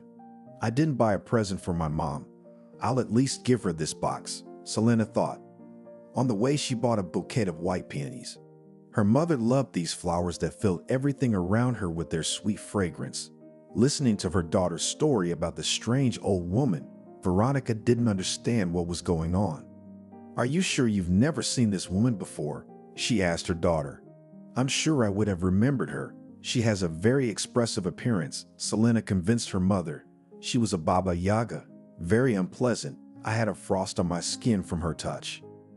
Mystical, her mother said thoughtfully. She took the pictures from the box again and looked at them. I can't believe he's alive, Selena said. Maybe it's a prank. Someone decided to get on our nerves by bringing us back to the past. It's not about the past, look. Her mom handed her one of the pictures. This house wasn't there when her father died. It was a vacant lot. You should remember it. We used to pass through it sometimes when we wanted to take a shortcut from school to home. Selena looked closer. Indeed, this house had not been here before, but her father was photographed in front of it. The man was well-dressed, smiling at the photographer in the camera lens. How so? The girl did not understand. He is alive and does not let his family know about it. Who did they bury in a grave in the cemetery then? Veronica and Selena sat pensively on the couch. Each was thinking about something different. The past often returns to people's lives, makes them remember old, already lost ties, makes adjustments to the present, but to resurrect the dead? That doesn't happen. However, they never saw their father dead. A coffin with his favorite things was lowered into the grave. They just had to pay tribute to the man, so that's what they did. This method of burial was insisted on by the father's mother, Selena's grandmother. Her son died. He is no longer alive, and I won't even have a place to go to the grave, she lamented, persuading Veronica to bury at least a coffin with his things. Suddenly, Harvey entered the room. Why are you sitting there like water in your mouth? He asked jokingly. His mother handed the boy a box of photographs. What's this? Harvey looked at the pictures. That's my father. And where did you get such pictures? I've never seen them before. We haven't seen them either, son, said Veronica. Selena had bought this box today at the flea market to give to me, and in it were fresh pictures of your father. He's dead, the boy wondered. Apparently not, Selena said. Very much alive and looking good. You guys look like crazy people right now. Selena's brother twisted his finger at his temple. He left the room, thinking that women were strange creatures and it was impossible to understand the logic of their thinking. Trying to distract herself from the strange thoughts, Veronica asked her daughter, "How are things at the Institute?" "Everything is fine, Mommy," the girl replied. Outside, the window began to darken, but she was not going to leave. It seemed strange to Veronica. Her daughter had been living with her childhood friend Ivan for a year. They sort of had a love affair, although Selena's mom had never liked the guy. She was always haunted by the feeling that at the first chance he would betray her daughter, hurt her. After what her husband had done, Veronica no longer believed in the decency of men. considered them all scoundrels. Nor did she believe Evan when he told her that he wanted to be together with Selena, to build a family together. "I don't want to pressure you," Veronica told her daughter, "but Evan is slippery, unreliable. So he seems to love me." Selena tried to argue uncertainly with her mother. "Time will tell whether he loves you or not," the woman said wisely. She drew on her own experience. She had once thought her husband loved her too. But after what he had done to them, after his family had fallen into debt, she had not tried to look for good qualities in men. That's why she never married again. And when did she have time to look for suitors? All her worries were only about how to feed her children and what to dress them in. After her husband died, Veronica had to take 3 jobs. Collectors constantly came to their miserable apartment, bought to replace a large 4-room apartment, demanding money. Fearing for her life and the lives of her children, Veronica saved on everything to put money aside to pay off her husband's debts. But no matter how much she paid, the interest accrued again and again. The amount of the debt almost never decreased. "I'll stay with you tonight," Selena said. "I have a lot of things to think about in peace." "Of course, my daughter." Her mother hugged her. "This is your home too. Is something wrong?" In Veronica's eyes there was concern for her daughter. She was proud of her. The girl studied and worked part-time, not a penny from her mother. But now she was worried about something. With Vanya quarreled, shared with her mother Selena, he has recently become some kind of alien or something. "I do not want to moralize," said her mother, "but I assume that long together you will not be. You're a kind girl though, and when your Evan comes to apologize, you'll melt. You'll go back to him." "I'm not so sure about that," Selena said, putting the pictures of her father back in the box. "Why waste time with a man who doesn't appreciate you?" Veronica thought she had raised not only a beautiful and kind daughter, but also a great smart girl. Selena, indeed, was judicious, always thinking over every step. The girl put the box on the trumeau, thought that it was necessary to sort it all out properly. She went to the pantry, took out a cot from there, made herself a sleeping place in the small kitchen. "It's so nice to be in my own home with my loved ones," she thought as she drifted off to sleep. Selena's room had long been occupied by Harvey, and her mother slept on the couch in the hall, so there was no other place to spread out but the kitchen. At night, Selena dreamed of a strange old woman from the flea market. She grabbed her by the arm, laughed loudly, and said, "You'll learn the secret of your father. It will be easier on the soul and life will get better." The girl was awakened by the ringing of the cell phone. It was Evan. Without even saying hello, he shouted into the receiver, "Where are you? Why didn't you come home? I woke up in the night and you weren't there. I was at my mom's, and this is your house, not mine." Selena realized that this is not a time out to make an important decision, to take a break in the relationship. This is a breakup. She doesn't want to be around Evan anymore, doesn't want to listen to his insults, doesn't want to be a gray moth. She was more preoccupied with other thoughts right now. Selena wanted to understand if her father was really alive. However, she almost didn't doubt it anymore. She threw on a robe, opened her laptop, and tiptoed into the hall where her mother was sleeping on the couch. Selena picked up the box of photos. She wanted to scan them and find proof on the internet that her father was alive. The scans produced 0 results, and Selena ran the scanner over and over again. Suddenly, one of the pictures was identified on a social networking site. It was the page of a woman she didn't know. Not a very young person, about 40 years old, was posting pictures with Selena's father. The girl scrutinized the strange woman's face. She had definitely never met her before, or she would definitely remember her. Who was she? Why was posting pictures of her dad? Where did she even take a picture of him? Veronica entered the kitchen. "Already awake, daughter? Good morning." The woman put the kettle on the stove, lit the gas, collect the cot, and I'll make breakfast. "Harvey has second period today. When are you going to the institute?" "I have to be home by second period, Mom," Selena answered, folding the bedding neatly and putting the cot in the closet. There was no hurry. She could eat breakfast in peace, especially since she had already missed her mother's cheesecakes with sour cream. Veronica set the table and poured tea into cups. Harvey, who had fallen asleep, rubbed his eyes and sat down on a stool, reaching for a plate of cheesecakes. "Go wash up first," his mother said. Later, waved the boy away. Veronica looked at him sternly, and the son had no choice but to wander into the bathroom. "How did you sleep, Selena?" Mom asked the girl. "Not very well," she answered. "She dreamt about that woman from the market all night. What a creepy old woman she is. In my dreams, she kept telling me about some secret." Selena told her mother that she found a page of a strange woman in social networks, that she put there photos of her father. The girl turned the laptop so that her mom could look at the screen. The woman gazed at the different pictures, flipping through the page. "I've never seen this woman," she said thoughtfully. "I certainly don't know her, and I've never seen my father before." "Who is that?" "And I don't know, Mom," answered her daughter, "but I'm determined to find out.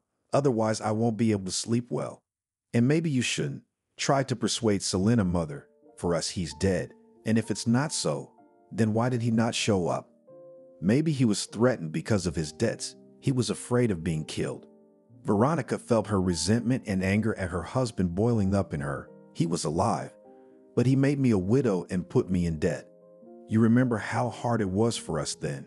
How we were deprived of a good home, a country house. How for days we ate rye bread and chowder, which had not a gram of fat, because there was nothing to buy meat with." Veronica broke apart. Sad memories came over her. Every time the bell rang in the apartment, she flinched, afraid that they would be killed or that her children would be taken away from her. Often the debt collectors came when Mom was at work. They would ring the doorbell, and Selena would grab little Harvey, hold him with one hand, and with the other she would clamp her mouth shut so he wouldn't scream, so that the strange men would think no one was home. For several years, while the mother paid off her late husband's debts, the children did not know what candy was. She had nothing to buy clothes for her son and daughter. At night, the woman sewed on an old sewing machine, restitching some clothes to dress the children.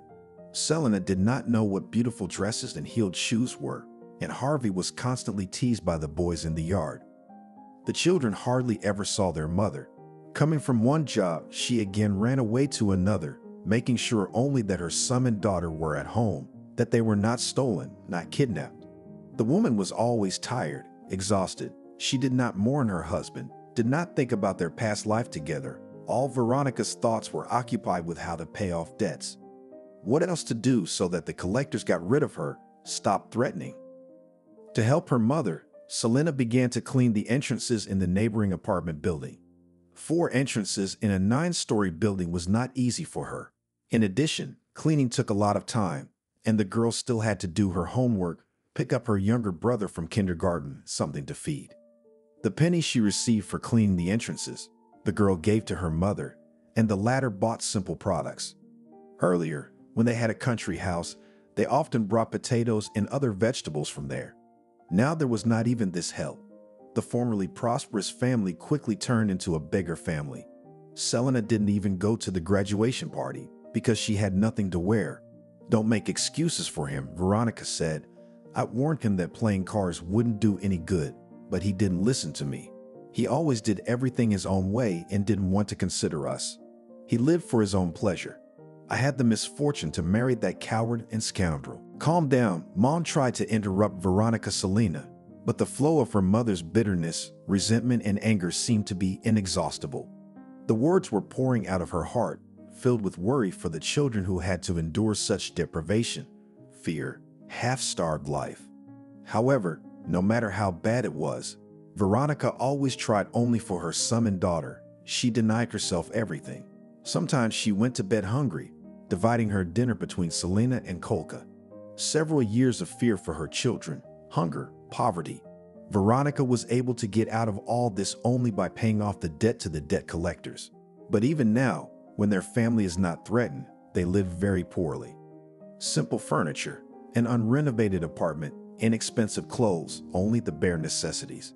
It was good that Selena managed to enter the institute on a budget. If she had failed the entrance exams, her mother would have had nothing to pay for her daughter's studies on a commercial basis. The girl hugged her mother. She was afraid her blood pressure would skyrocket and tried to calm her down. "I'll try to figure it all out," Selena said confidently. "I'll try to find out who the old woman was who gave you that damn box with your father's pictures in it." Selena jabbed at her laptop again. "We need to geolocate, Find out where the pictures were taken, she thought.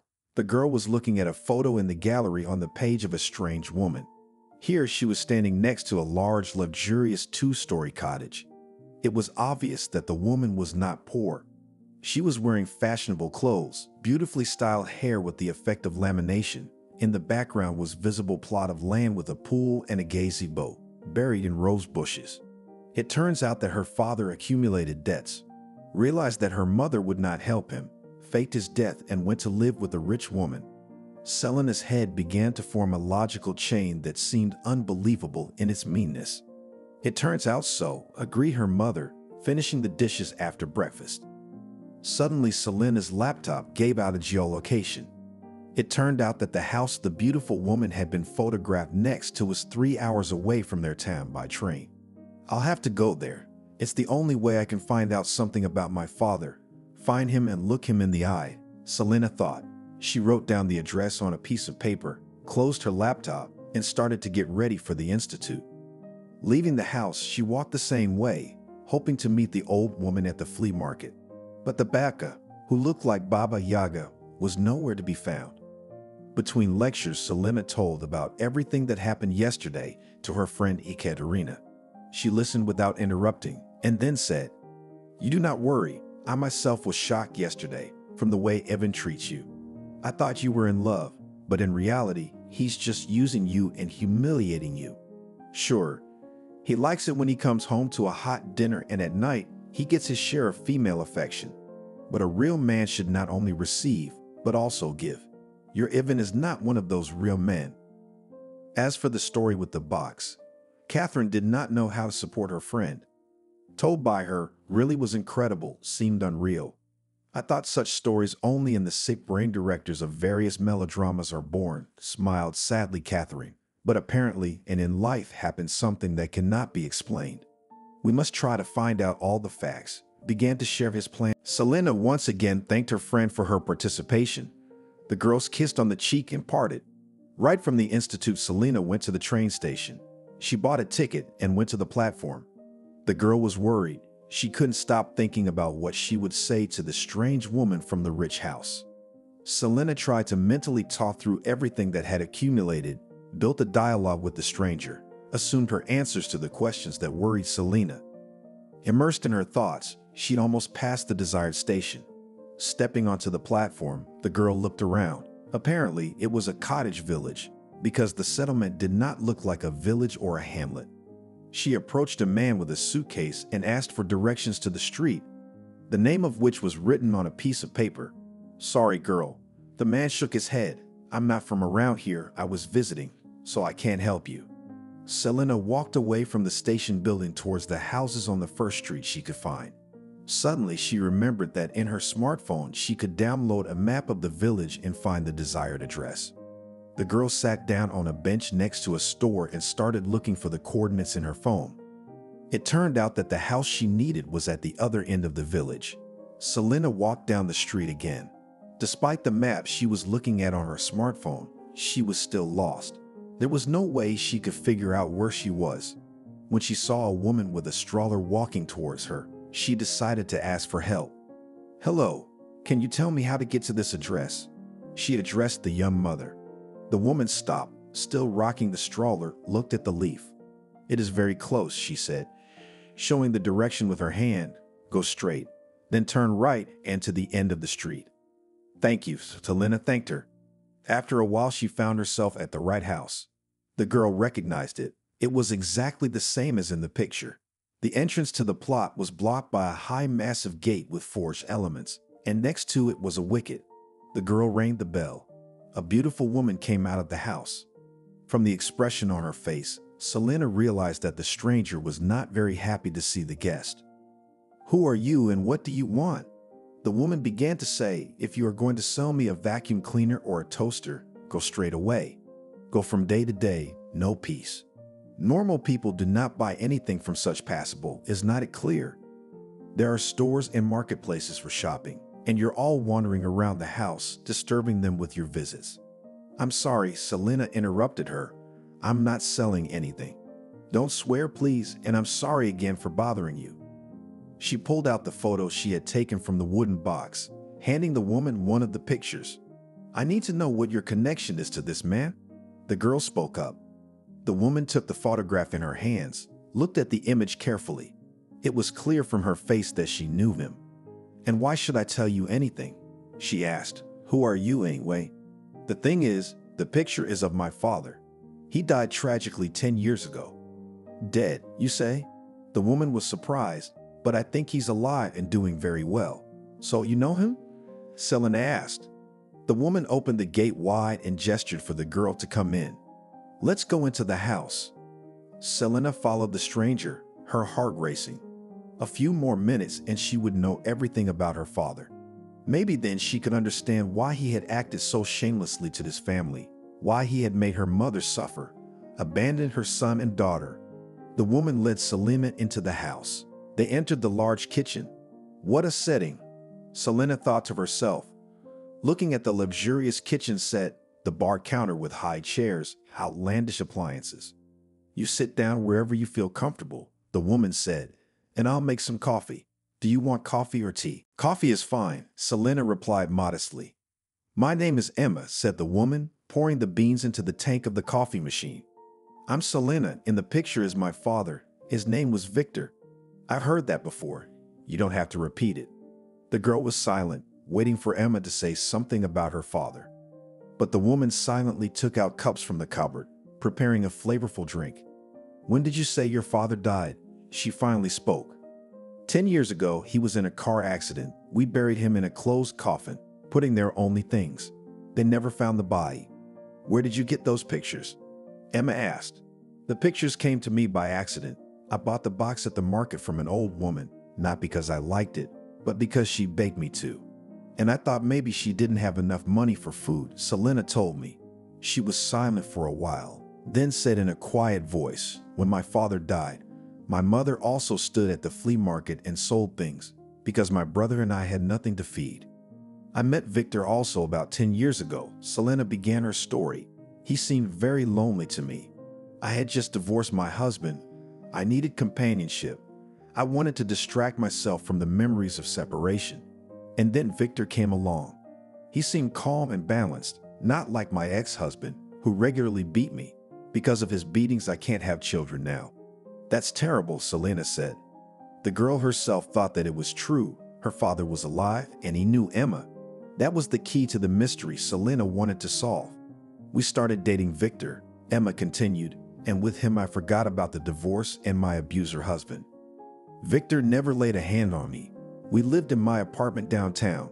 I have a large apartment, combined from two on the same stairwell. But Victor kept insisting that we buy a country house, somewhere away from the city. It seemed noisy and dirty to him, you see. Of course, he wanted to go far away so he wouldn't accidentally run into our mom or his kids somewhere," Selena thought. "And you bought this house?" she asked Emma. "Yes, my father is not the last man in our region. He holds a very good position. I borrowed money from him." "Notice," she said, "a very large sum of money. That's when we bought this house, started living here. My apartment in the city was still empty. I did not want to sell it, and it is very expensive. It is not easy to find a buyer in a provincial city. You drink coffee. Do not be shy.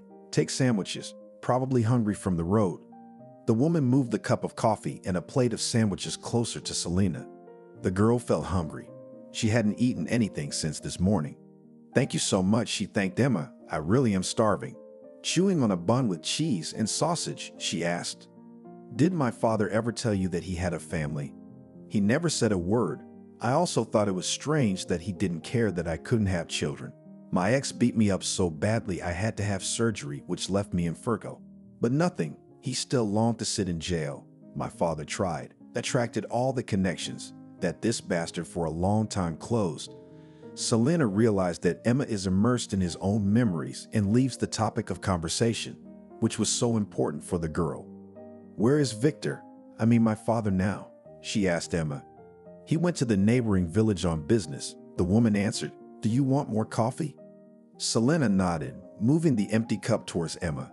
"I'm sorry, I can't offer you anything but sandwiches. Cooking isn't really my thing. Victor usually does that." Selena thought the woman was talking about some other man, not her father.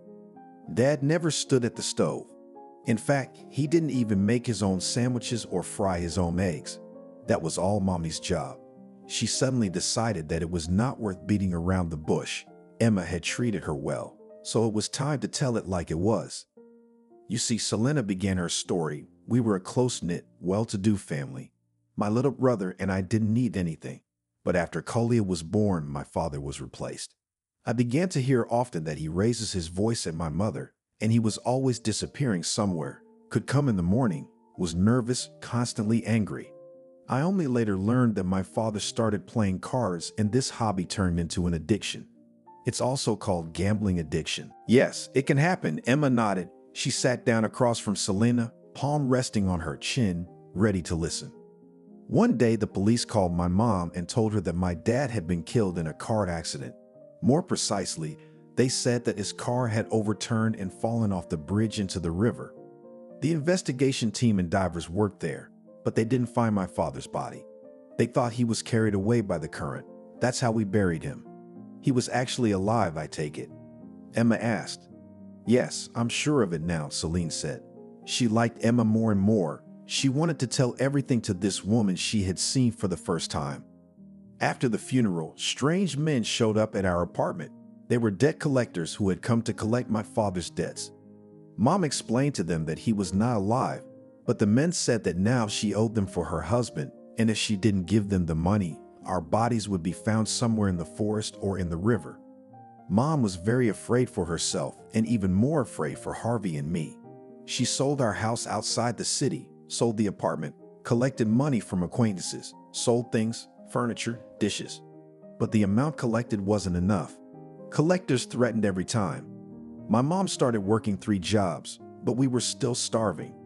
Harvey was sometimes not taken to kindergarten because he had no clothes or shoes. My mom was very tired. The 3 jobs and constant hunger severely damaged her health. Did she die? Emma asked. No, thank God. But now she's often sick. Her legs don't walk well. Her blood pressure is skyrocketing. But don't think, she doesn't complain. She did everything to keep us from starving to death and to get the debt collectors off our backs. God, that's terrible, Emma said. I'm so sorry for you and your mom. So much to go through. We're not very well off now, but we have enough to live on. My mom still works. I work part-time, and Harvey is in school. The only thing I don't understand is why my dad didn't let me know he was alive. If he was afraid for his life, that he'd be found and killed for his debts. Why did he worry about us? He faked his own death and ran away, jeopardizing the lives of the people closest to him and children who were certainly not to blame for what happened to him. Emma pressed her lips together. It was obvious that she didn't know the answers to the questions that bothered the pretty girl sitting across from her. The woman looked out the window. There's Victor, she said. A large black car pulled up to the house. The gate swung open automatically, and the car drove into the yard. A man got out. Selena recognized him as her father. He hadn't changed much in 10 years. He looked very good. Victor, we have company, Emma shouted. She probably wanted to warn Selena's father that she wasn't alone. Yes, there was a man's voice. Who's visiting? Selena's dad walked into the kitchen. She stared at him, unable to say a word. Is that you? Dad said. He went to the sideboard, took out a glass and a bottle of whiskey and poured some. Why am I not surprised? Maybe because you were always waiting and afraid that your secret would be revealed. Suddenly, Selena answered sharply. Why did you come here? Why did you find me? Asked her father. To look into your eyes, to ask why you did this to Mom and to us. Selena felt anger boiling inside her. In her father's eyes, she saw no sense of remorse, no regret, no pity. There was only fear in them. The man had lived all these years afraid of being found, of being forced to pay back the money he had borrowed. Here, look. Taking a sip from the glass, Victor turned to his daughter. At that moment, she was amazed at how insolent his look was. She looked. Now get out and don't dare to tell anyone about me. The father loomed menacingly over the girl. She looked up at him, tears welling up in her eyes. Selena had hoped to the last minute that her father's forced act had been weighing on him for the past 10 years, that he was worried about his family, that his heart was bleeding. But this man seemed to have the coldest heart of all. When you died, Selena was silent for a moment, then continued in a quiet voice, afraid to cry. The debt collectors came to our house. They were beating the money out of Mom. Mom sold everything to pay back what you borrowed from different credit companies. We had nothing to eat, nothing to wear. Mom worked 3 jobs. We were starving. Do you realize that? Your children and the woman you love were starving, exhausted by hard labor. Mom did everything she could to keep us alive and pay off your debts. It cost her health and us several years of humiliation. I was called a beggar at school because I wore overstitched clothes that were always darned. Did you feel sorry for us? Did you regret anything? The girl's eyes were filled with a pain that was hard to bear. Victor straightened up, again splashed whiskey into the glass. I haven't loved your mother for a long time, he said, but I didn't know my debts would be kicked out of her. Suddenly, he turned to face Selena. It was twisted with a grimace of anger. I didn't know, he shouted. Do you realize that? Now get out and don't ever let me see you again. Get out, I said. Selena slowly stood up and walked towards the exit. In the doorway, she stopped, turned around and said quietly, I feel sorry for you. You have no one in this life. Emma remained silent the whole time, watching the drama playing out in her house. When Selena went to the front door, she caught up with her and walked her to the gate. In parting, the woman said, Selena, please leave me your phone number. The girl took out of her purse a notebook in which she usually wrote down the schedule of lectures at the institute, wrote the phone number and gave it to Emma. She quickly walked away, no longer holding back her tears. How much time passed until the girl reached the train station, she did not know. Selena got lost again in the unfamiliar village, wandered through the streets, and when she got to the platform, the railroad platform was empty and night had fallen on the village. The station building was closed. Seeing the schedule on the door, Selena realized that there would be no more trains today and she would have to wait until morning. The autumn wind blew strongly. The weather, which had been so pleasant during the day, turned bad. The girl shivered, wrapped herself in a thin windbreaker. She wanted to sleep. Selena sat down on a bench, began to peck her nose, her eyes closed by themselves. Her body's defenses were working, forcing her to fall into a deep sleep to survive the extreme stress she had experienced today. Selena lay down on the bench, put her purse next to her, and fell into a deep sleep. Emma's face appeared in her visions, then her father's angry grimace. She woke up to someone snatching her purse from her hands. When she opened her eyes, she saw a boy running down the platform, holding her bag in his hands. That was the last straw, Selena sobbed, unable to hold back her tears. She sobbed like a child who had been badly hurt. The girl didn't understand why all this was happening to her, why she had come here at all, why she was looking for her father. What did she expect? That he would rush to hug and kiss her? That he'd apologize on his knees? No, that didn't happen. It wasn't his style. His father was a selfish man who cared only about his own well-being and didn't care about his family at all. Dawn was barely breaking in the sky. It was still a long way off until morning.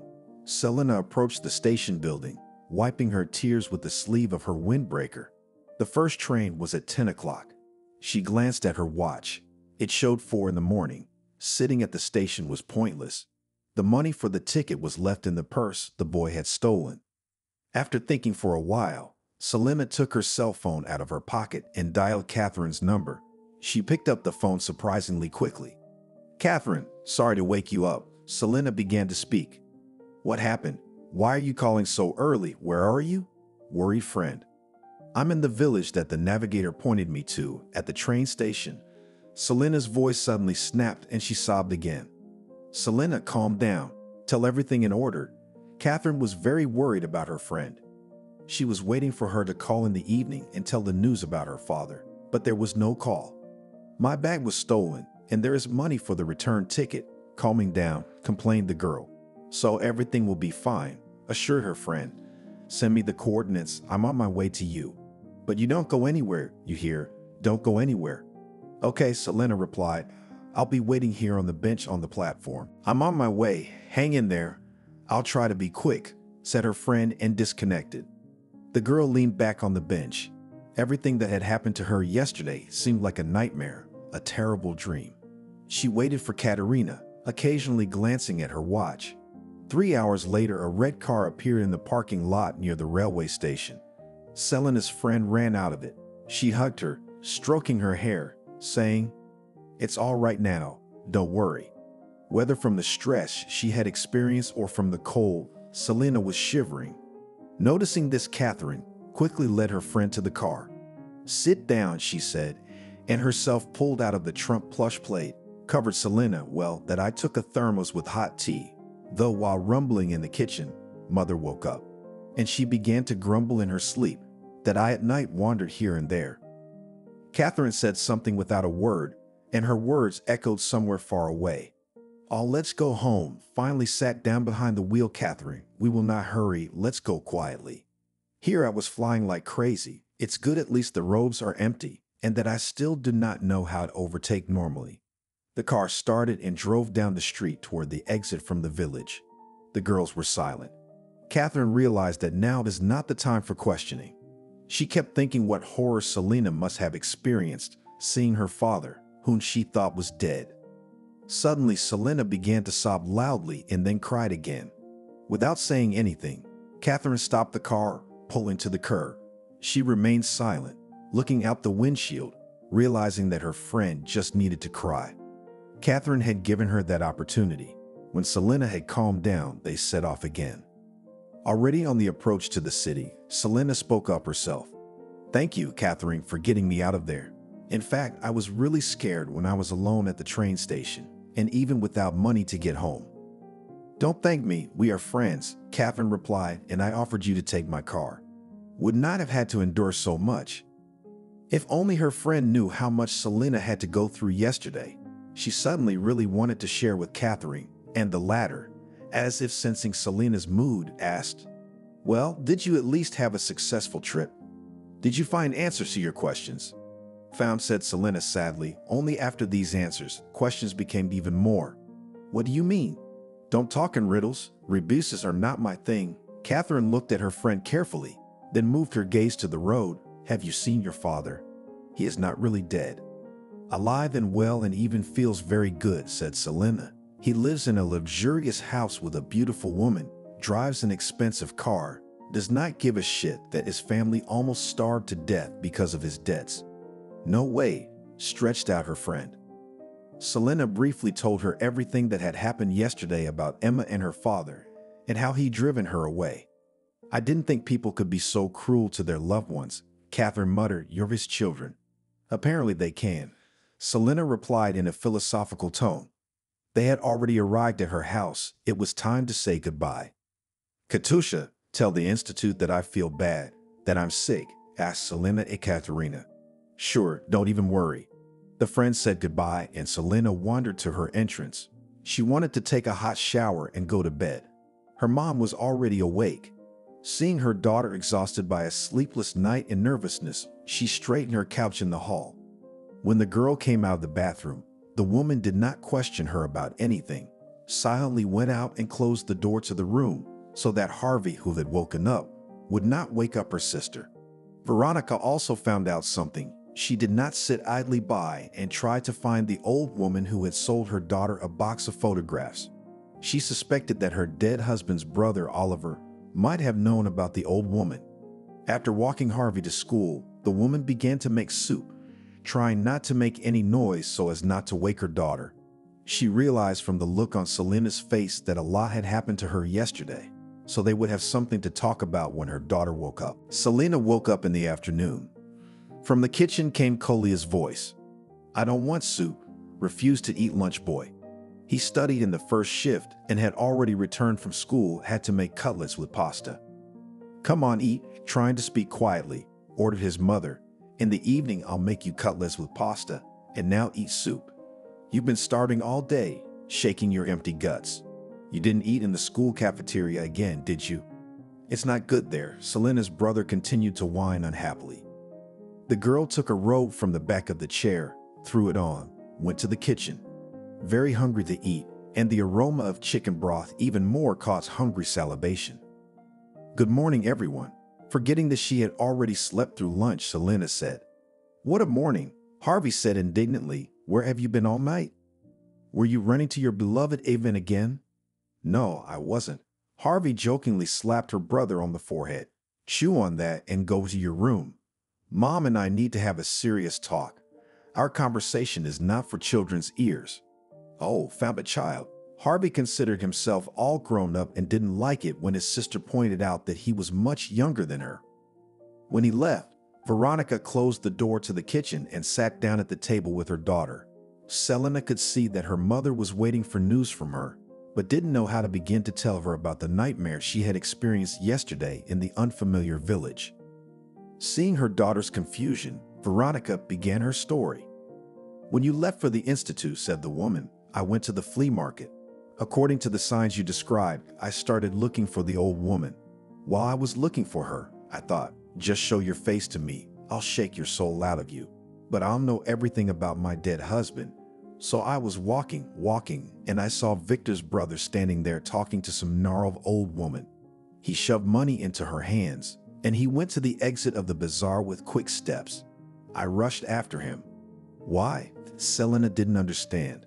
Uncle Oliver had never been on good terms with her father. They were always quarreling, and her paternal grandmother had always loved Victor more than Oliver. The girl looked at her mother incomprehensively. I wouldn't even talk to him. Knowing our situation, he wouldn't even help us with a penny or a piece of bread. And he couldn't have known that we were being drained of our father's debts. He didn't know, Veronica continued, so I caught up with him, shouting, Oliver, wait, stop. He turned around, recognized me, and wasn't surprised to see me. I asked him who the woman he was talking to was, and also what he'd given her the money for. Then Oliver said it was time to tell me all about my husband and invited me to the cafe. Oliver was the eldest in the family. Besides him, there was Victor, who was 3 years younger, and his sister Natalie, the youngest. The children had never been friendly with each other. In childhood, they constantly quarreled, taking away each other's toys, bicycles, and sweets.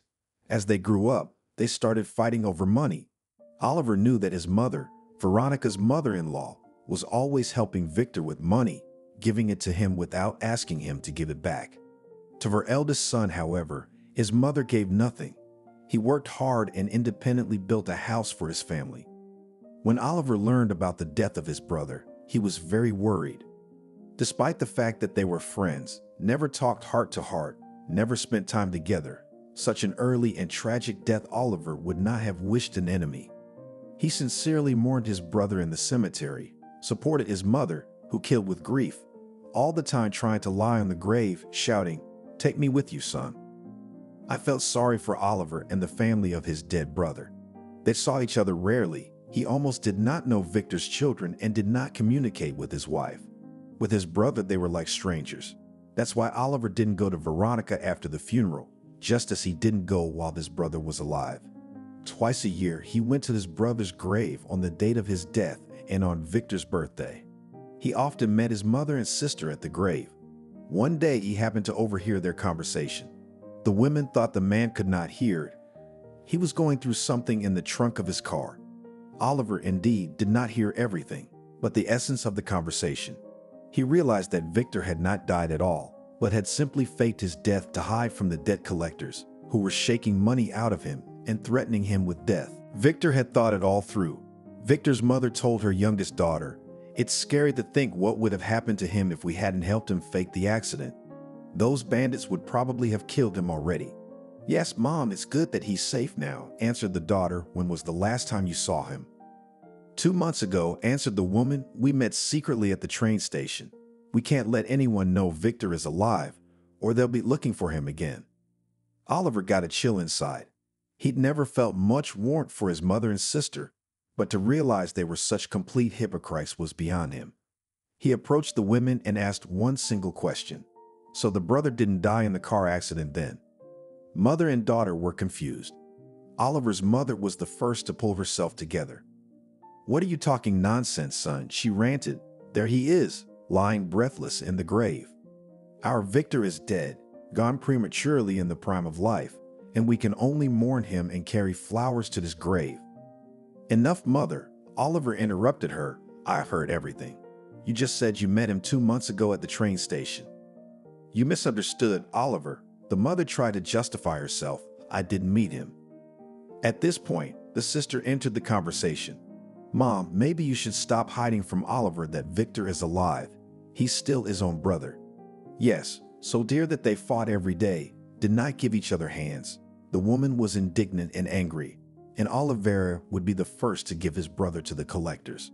You think badly of me, Mom, the man said, turned away, hurried to his car. He realized that all these years his relatives deceived him, did not trust the secret, and he, like a fool, went to his brother's grave, put it in order, put a stone monument and a fence on his own money. Oliver thought that even if they quarreled when he was alive, he would make sure that his brother's burial place looked decent. Did you believe him, Mom? Selena asked Veronica. It seemed unreal to her, what Uncle Oliver said. And you remember how grandmother had killed herself at the funeral, how she yelled at the cemetery, son, take me with you to the grave. That's the thing, Veronica said. My mother-in-law never loved me. That's why she didn't trust me with the terrible secret of staging a car accident.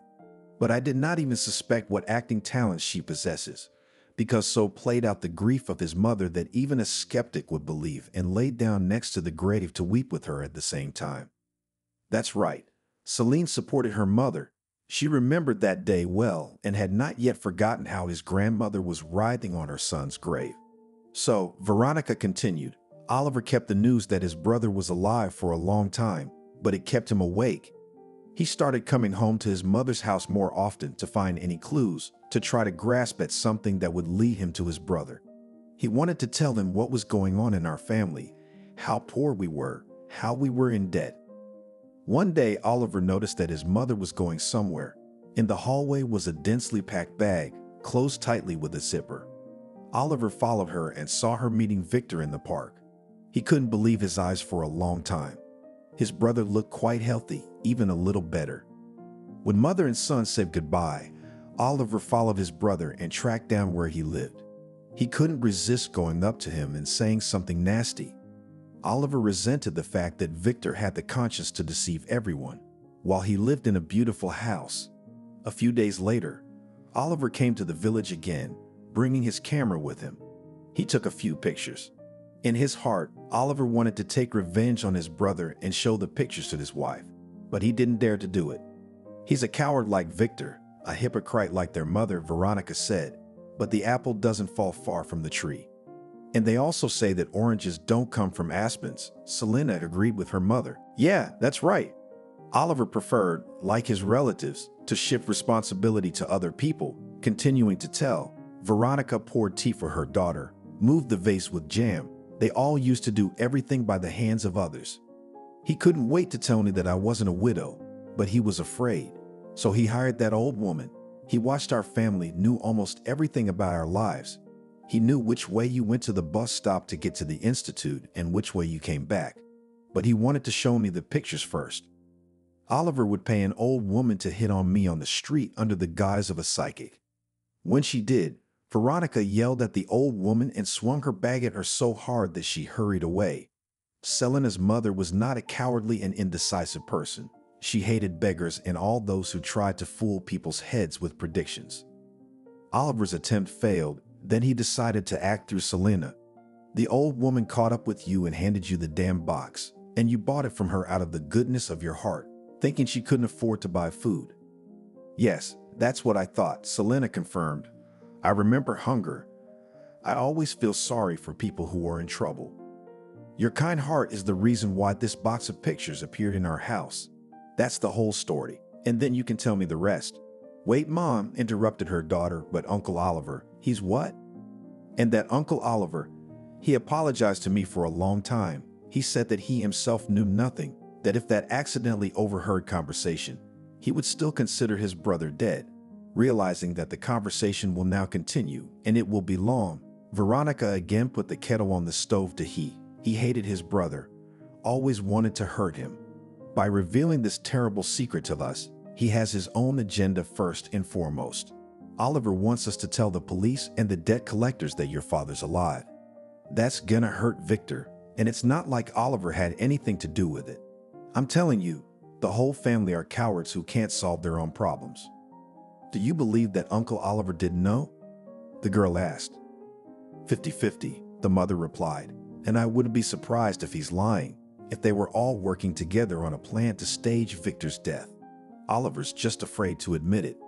Mom, I feel like this isn't happening to us, like we're watching a movie. Unfortunately, we are, daughter. Selena shook her head. In turn, Selena also spoke about the information she had received. She told her mother how she had met Emma, her father's new wife. She didn't immediately understand me. At first, she thought I was one of those salesmen who go door to door and offer to buy all sorts of nonsense, Selena said. But then she invited me in and even fed me. She must be a good woman, Veronica said. But I didn't recognize my father. I saw nothing but coldness and anger in his gaze. Just imagine, he just chased me out of the house, threw me out the door like a kitten. Veronica's heart ached. She could imagine how her daughter felt. Her own father, whom she had lost in childhood, for whom she had suffered so much, did not even ask her how she lived, how she finished school, how she entered the institute. What is going on in the fate of his daughter? And after all, she is his own blood, his first child. Veronica loved her children very much. With every cell of her body, she felt when they were bad, when they suffered, and also suffered with them. She would never have let anyone hurt Lara or Harvey, but there was a mean man who didn't care about the children at all. She didn't know what to say to Selena, and she hesitated for a moment, then said quietly but firmly, "And you kick him out of your memory, just as he chased you out of the door. Forget about him, daughter. Maybe that will make life easier." "I will, Mom," Selena promised. The next day, she went to the institute. It was the last year of her studies, the most important. Selena hoped to graduate with a red diploma, so she took her studies seriously.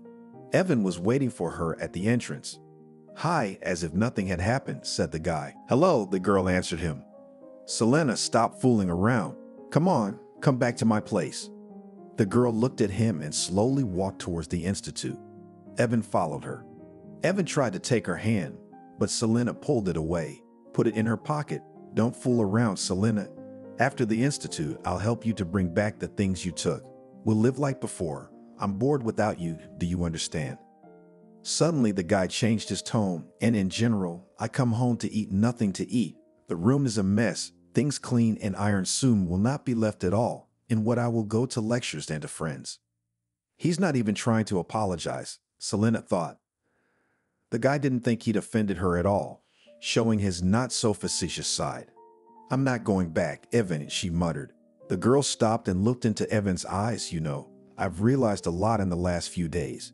You are not capable of love. It is more important for you to use people to make your own life comfortable. I don't meet such a person. Sooner or later you will betray me, and I don't want that." Selena walked down the path, opened the door to the institute building, and hid behind it. "Go to hell," Evan cursed angrily. After the lectures, Catherine and Selena went to the park.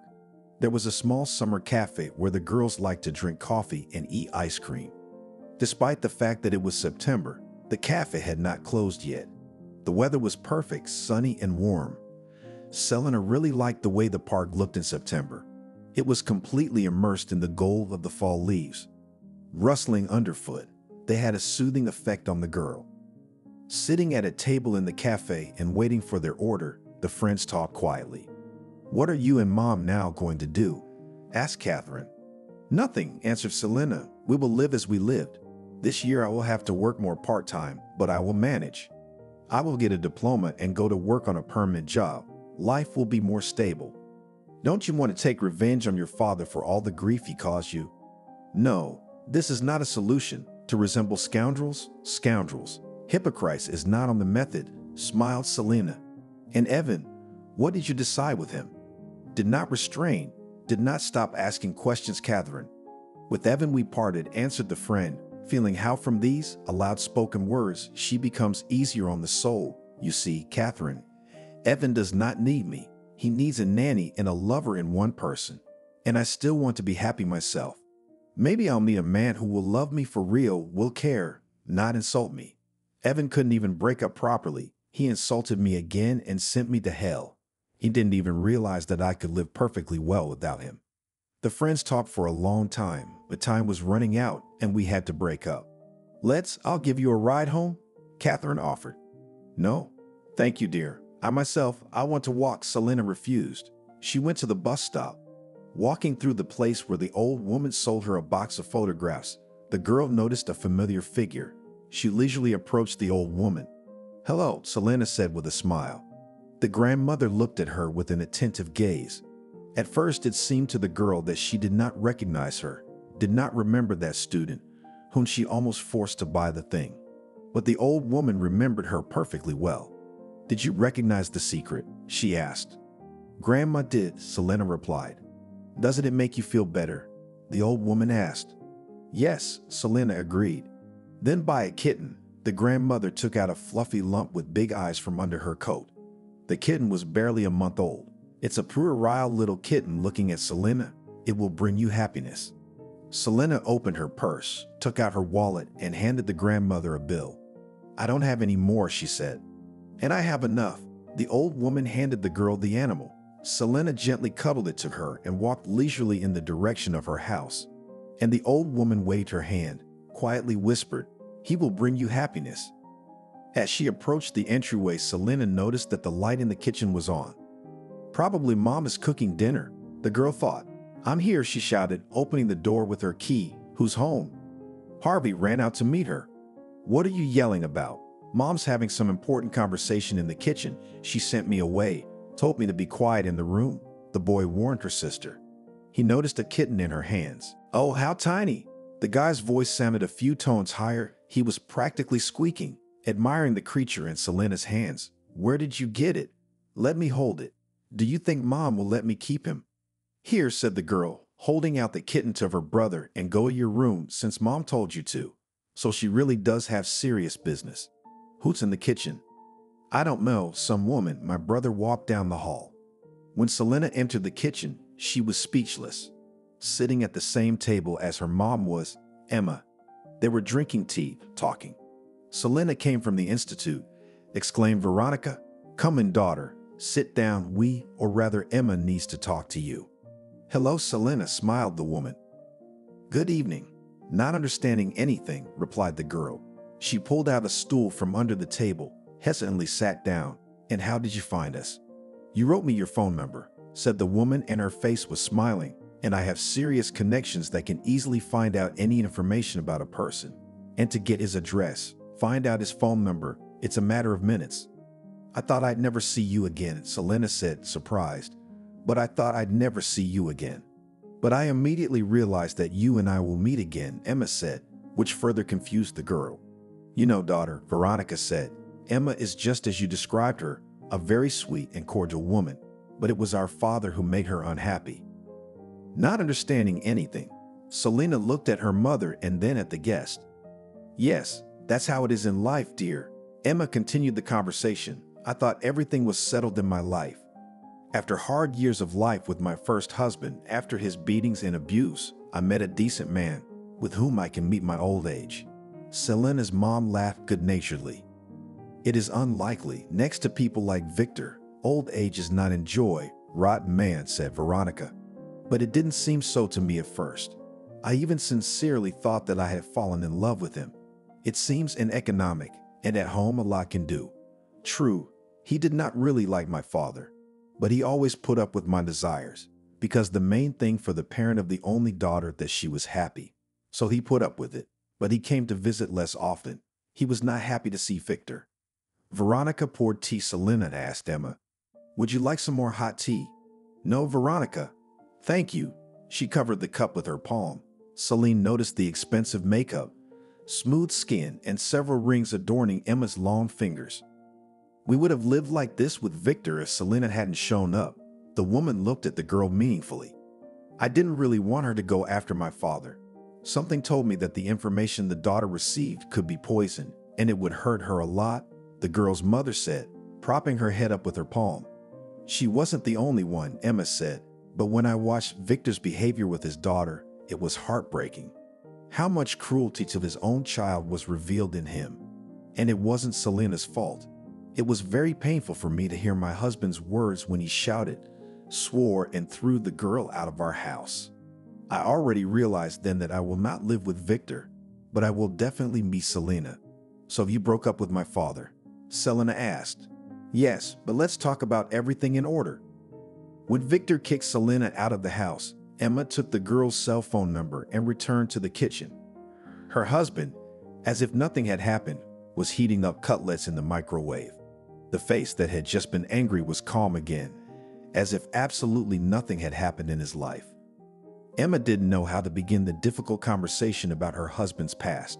She hoped he would tell her everything, try to explain, justify himself. But the man remained silent. Then she decided to be the first to speak. "Why didn't you ever tell me that you had a wife and 2 children?" Emma asked. "Would it change anything?" Victor answered with a question. "They have nothing to do with you. They are in my past. So why don't you tell me about your past? I basically know nothing about you. All information about you, as it turns out, is under a veil of secrecy." Victor didn't like the conversation Emma had started, but he tried to keep his cool, not to be rude to his wife. In the time he'd lived in her house, he'd grown accustomed to a sweet, carefree life. Sometimes he returned to his hometown to see his mother.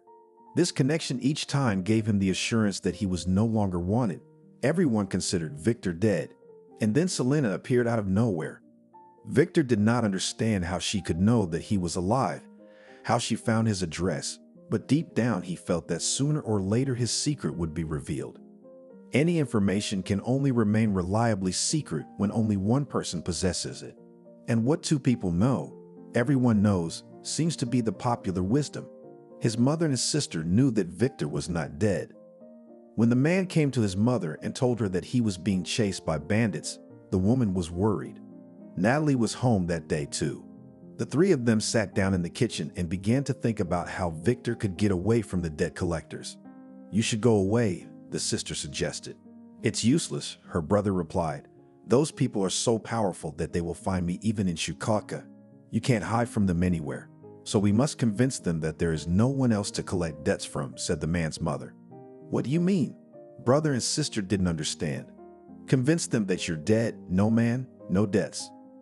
The 3 of them sat up until the morning, thinking over a plan of action. Burying a living person was not so easy. The most appealing plan seemed to be a car accident. "You should direct the car from the bridge. But at this time it is important to have time to open the door to get out," advised his mother. "Otherwise, underwater you cannot open and drown, die for real." Victor was scared for a moment. He was afraid to die in this crazy adventure, but he was even more afraid of the collectors. "You will succeed, son," his mother encouraged him. "And then when everything settles down, you will be able to live in peace. Natasha and I will do our best to make your funeral as realistic as possible." The sister nodded her head, agreeing with her mother. The plan had succeeded. Victor's body was not found. There was no one to bury him. The man was listed as missing. Then the man's mother went for a trick. She went to the investigator, almost lying at the feet of the policeman, begging him to change the status of her missing son. "He must have been swept away by the current. I'm sure my son drowned, choked by the river water. He was afraid of water since childhood, could not swim," sobbed inconsolable mother in the investigator's office.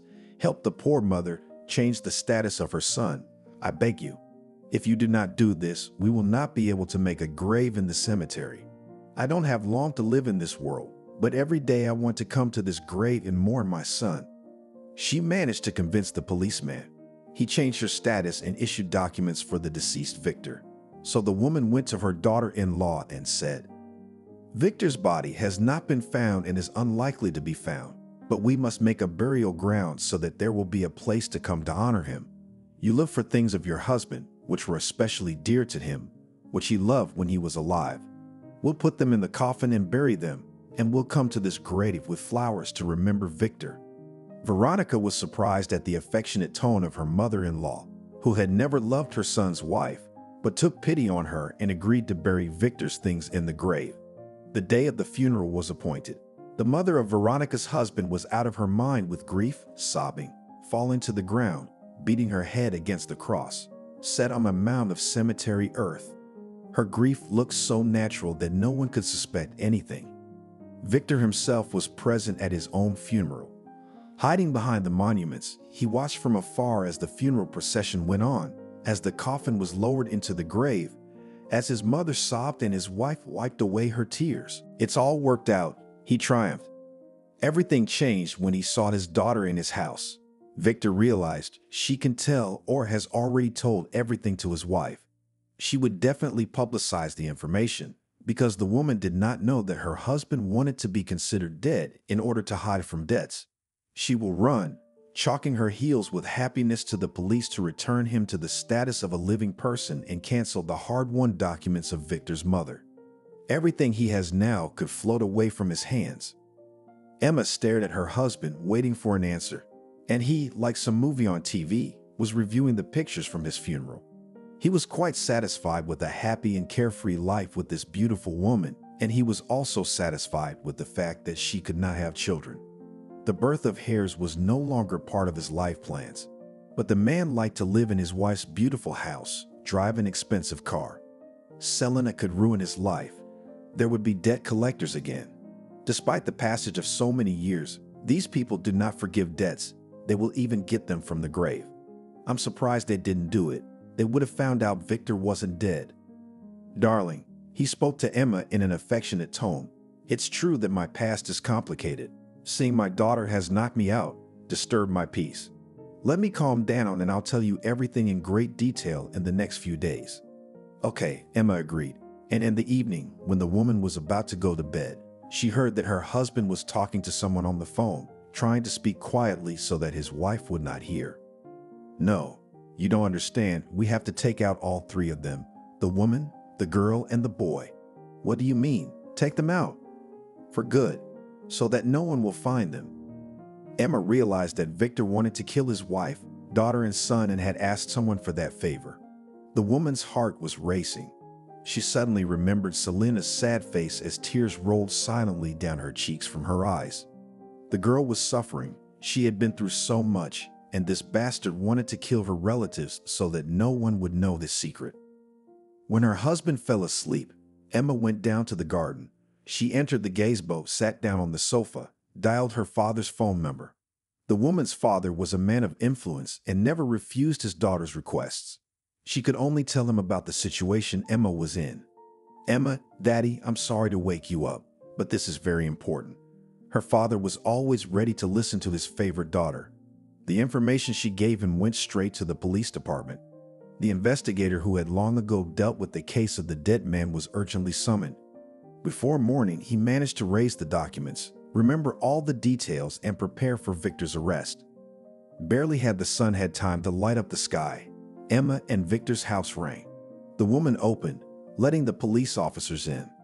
Are you Victor? The investigator asked the still awake man. I am, he answered uncertainly, but what do you want?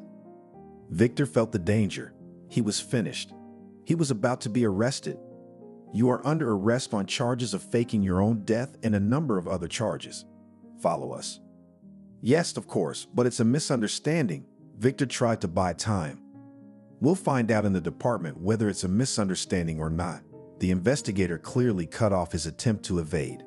Let me at least get dressed. I can't go in my pajamas, Victor asked. Yes, of course, replied the policeman.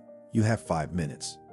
The man turned around and started to go up the stairs. Emma looked after him. Perhaps now she was seeing her husband for the last time. Suddenly there was a noise in the yard. It turned out that having gone up to the bedroom on the second floor, Victor had tried to escape by climbing down from the balcony, but the police officers who had stayed on the street were waiting for him downstairs. The man was loaded into a car with bars on the windows and taken to the city. I was very sad and unpleasant to look at all this, Emma said, concluding the story, but when I imagined what would happen to you, I clearly realized that I was doing the right thing. The fact that he escaped from debt is a separate issue, but to order the murder of his own children, that's a real atrocity. People like that shouldn't be allowed to go free. Selena listened to the woman, eyes wide. Daddy, whom she remembered kind, affectionate, cheerful, already showed his other side. But the girl couldn't imagine that he could do that to his family. Had they suffered little through his fall, little lived in starvation, giving his debts to debt collectors. But to kill, it was beyond her comprehension. That's not all the news I want to tell you about. Emma continued, yesterday I went to the investigator, found out everything about Victor's past. The man turned out to be quite talkative, Especially, he was in a great mood from the fact that he was able to close the hanging, which spoiled his reputation for many years. The management of the investigator every now and then reminded him of this high-profile and resonant case. And now it will be sent for further investigation. The guilty will be punished. The woman asked the investigator to find out which of the collectors could have hunted Victor. The profession is not so common. It was impossible to imagine that there was a whole staff of such employees in the city. The investigator quickly got information about those who go to the wife of the arrested Victor. Then Emma headed toward them. Arrogant-looking men did not immediately want to listen to Emma, but she called her father, and in 10 minutes she was invited to the office of the head of the collection firm. She told everything to the important and rather fat man sitting across from her, and then asked, "Please tell me how much money your employees were able to collect from the woman whose husband had allegedly died." The supervisor thought for a moment, then stood up and walked over to a large cabinet with glass doors. From there, he took out a large folder, sat down in his seat, and began to study the debtor's file. Emma waited patiently. Then the man took a piece of paper and wrote a sum on it, handed it to the woman. Emma's eyes went wide and her heart raced. She grew up in a poor family. Her father held an important position and was always in leadership positions. Emma herself had no problems with money. She could afford a lot, but when she saw the amount, she almost fainted. Even for her, the amount written on a piece of paper by the head of the collection agency was cosmic, prohibitive. How could a poor woman pay such money for her husband without starving herself and her children? Emma thought. All evening she had not found a place for herself, wandering about the house from room to room, going from corner to corner. She didn't know how to help that humble girl, her mother and brother who had suffered so much in their lives because of Victor. She even felt guilty that she had given that bastard almost 10 years of a cloudless, carefree life. Everything the man wanted, Emma presented to him on a silver platter. He knew no refusal in anything. The woman never counted how much money he spent from her bank account. Finally, a good idea came into her head, as Emma herself thought. The woman sat down in her chair and dialed her father's number. "Emma, Daddy, we need to help some very good people." Veronica and Selena listened to Emma in silence. They had questions as the new information came in, but they didn't interrupt the woman, seeing how hard this story was for her. Emma reached into her bag that hung on the kitchen door handle and pulled out some papers. "This is the deed to my house. It's in your name." She turned to Veronica. "My house is worth a lot of money. My father helped me to draw up the document quickly through a notary. I, in turn, went to a real estate agency and agreed to sell the property." Veronica and Selena did not immediately understand what Emma was getting at. The woman was silent for a while, looking at the papers spread out in front of the girl's maw. "This house belongs to you now, Veronica," she said, "and you can sell it and buy the children an apartment in a good neighborhood. That way they'll have their own place. Or you can go and live in this house. It has all the facilities, a big garden, and even a swimming pool." Emma smiled, and Veronica and Selena looked at her in bewilderment. "Believe me, this is the smallest fraction of what I can do for you. I can't bear to think that while you were starving, depriving yourself of the most basic necessities, I was essentially making Victor comfortable. It hurts me so much to think about it. That's why I made the decision to give you this house. It's up to you what you do with it. Any help you need from me." Gradually coming to their senses, mother and daughter began to smile. And then Veronica asked Emma worriedly, "Where will you live?" "Don't worry about me. You forgot that I have a luxurious, huge apartment in the center of the city." The woman reassured them. "Frankly speaking, I never liked to live outside the city in this village. It was Victor who persuaded me. Now I understand why he had to." "Thank you so much. You're an incredible woman." Selena walked over to Emma and hugged her. She suddenly felt that this woman was very dear to her, very close, very kind. "That's not all," Emma said. She opened a beautiful leather purse with rhinestones and took out a plastic card. "This is for you, Veronica." She handed the card to the woman. "There is a certain amount of money in this account. I think it will be enough for you to live comfortably, to be able to finish your son's schooling, and to help him get ahead in life." "No, not at all." Veronica tried to refuse the gift, waving her hands. "Take it. I am very pleased to do something nice for you. I need to understand that you will not need anything more. Every month, The card balance will be replenished. I'll take care of it." All three of them hugged each other. Tears of joy rolled down Veronica's face. Several months passed. Veronica and Selena sold Emma's house and bought 2 one-bedroom apartments. Selena moved into one of them. The other was waiting for Harvey to grow up. The girl was settling in. She was happy that her mother was not poor, thanks to Emma, and she had her own cozy nest. On the first day, Selena brought Silly with her. That's what she called the kitten an old woman had sold her at the flea market. "Silly," Selena called loudly to her pet. "Where are you hiding, little one?" She walked around boxes of things, bulks, bags. The things were not yet unpacked, probably crawled into one of the boxes and sleeps there peacefully. The girl began to open the boxes one by one as she suddenly heard a knock on the door. She opened it. On the threshold stood a handsome young man. In his hands he was holding Silly. "Hello, I'm your neighbor. Isn't that your cute little creature on my balcony?" The man handed the kitten to Selena. "Come to me, you're my happiness," said the girl, smiling.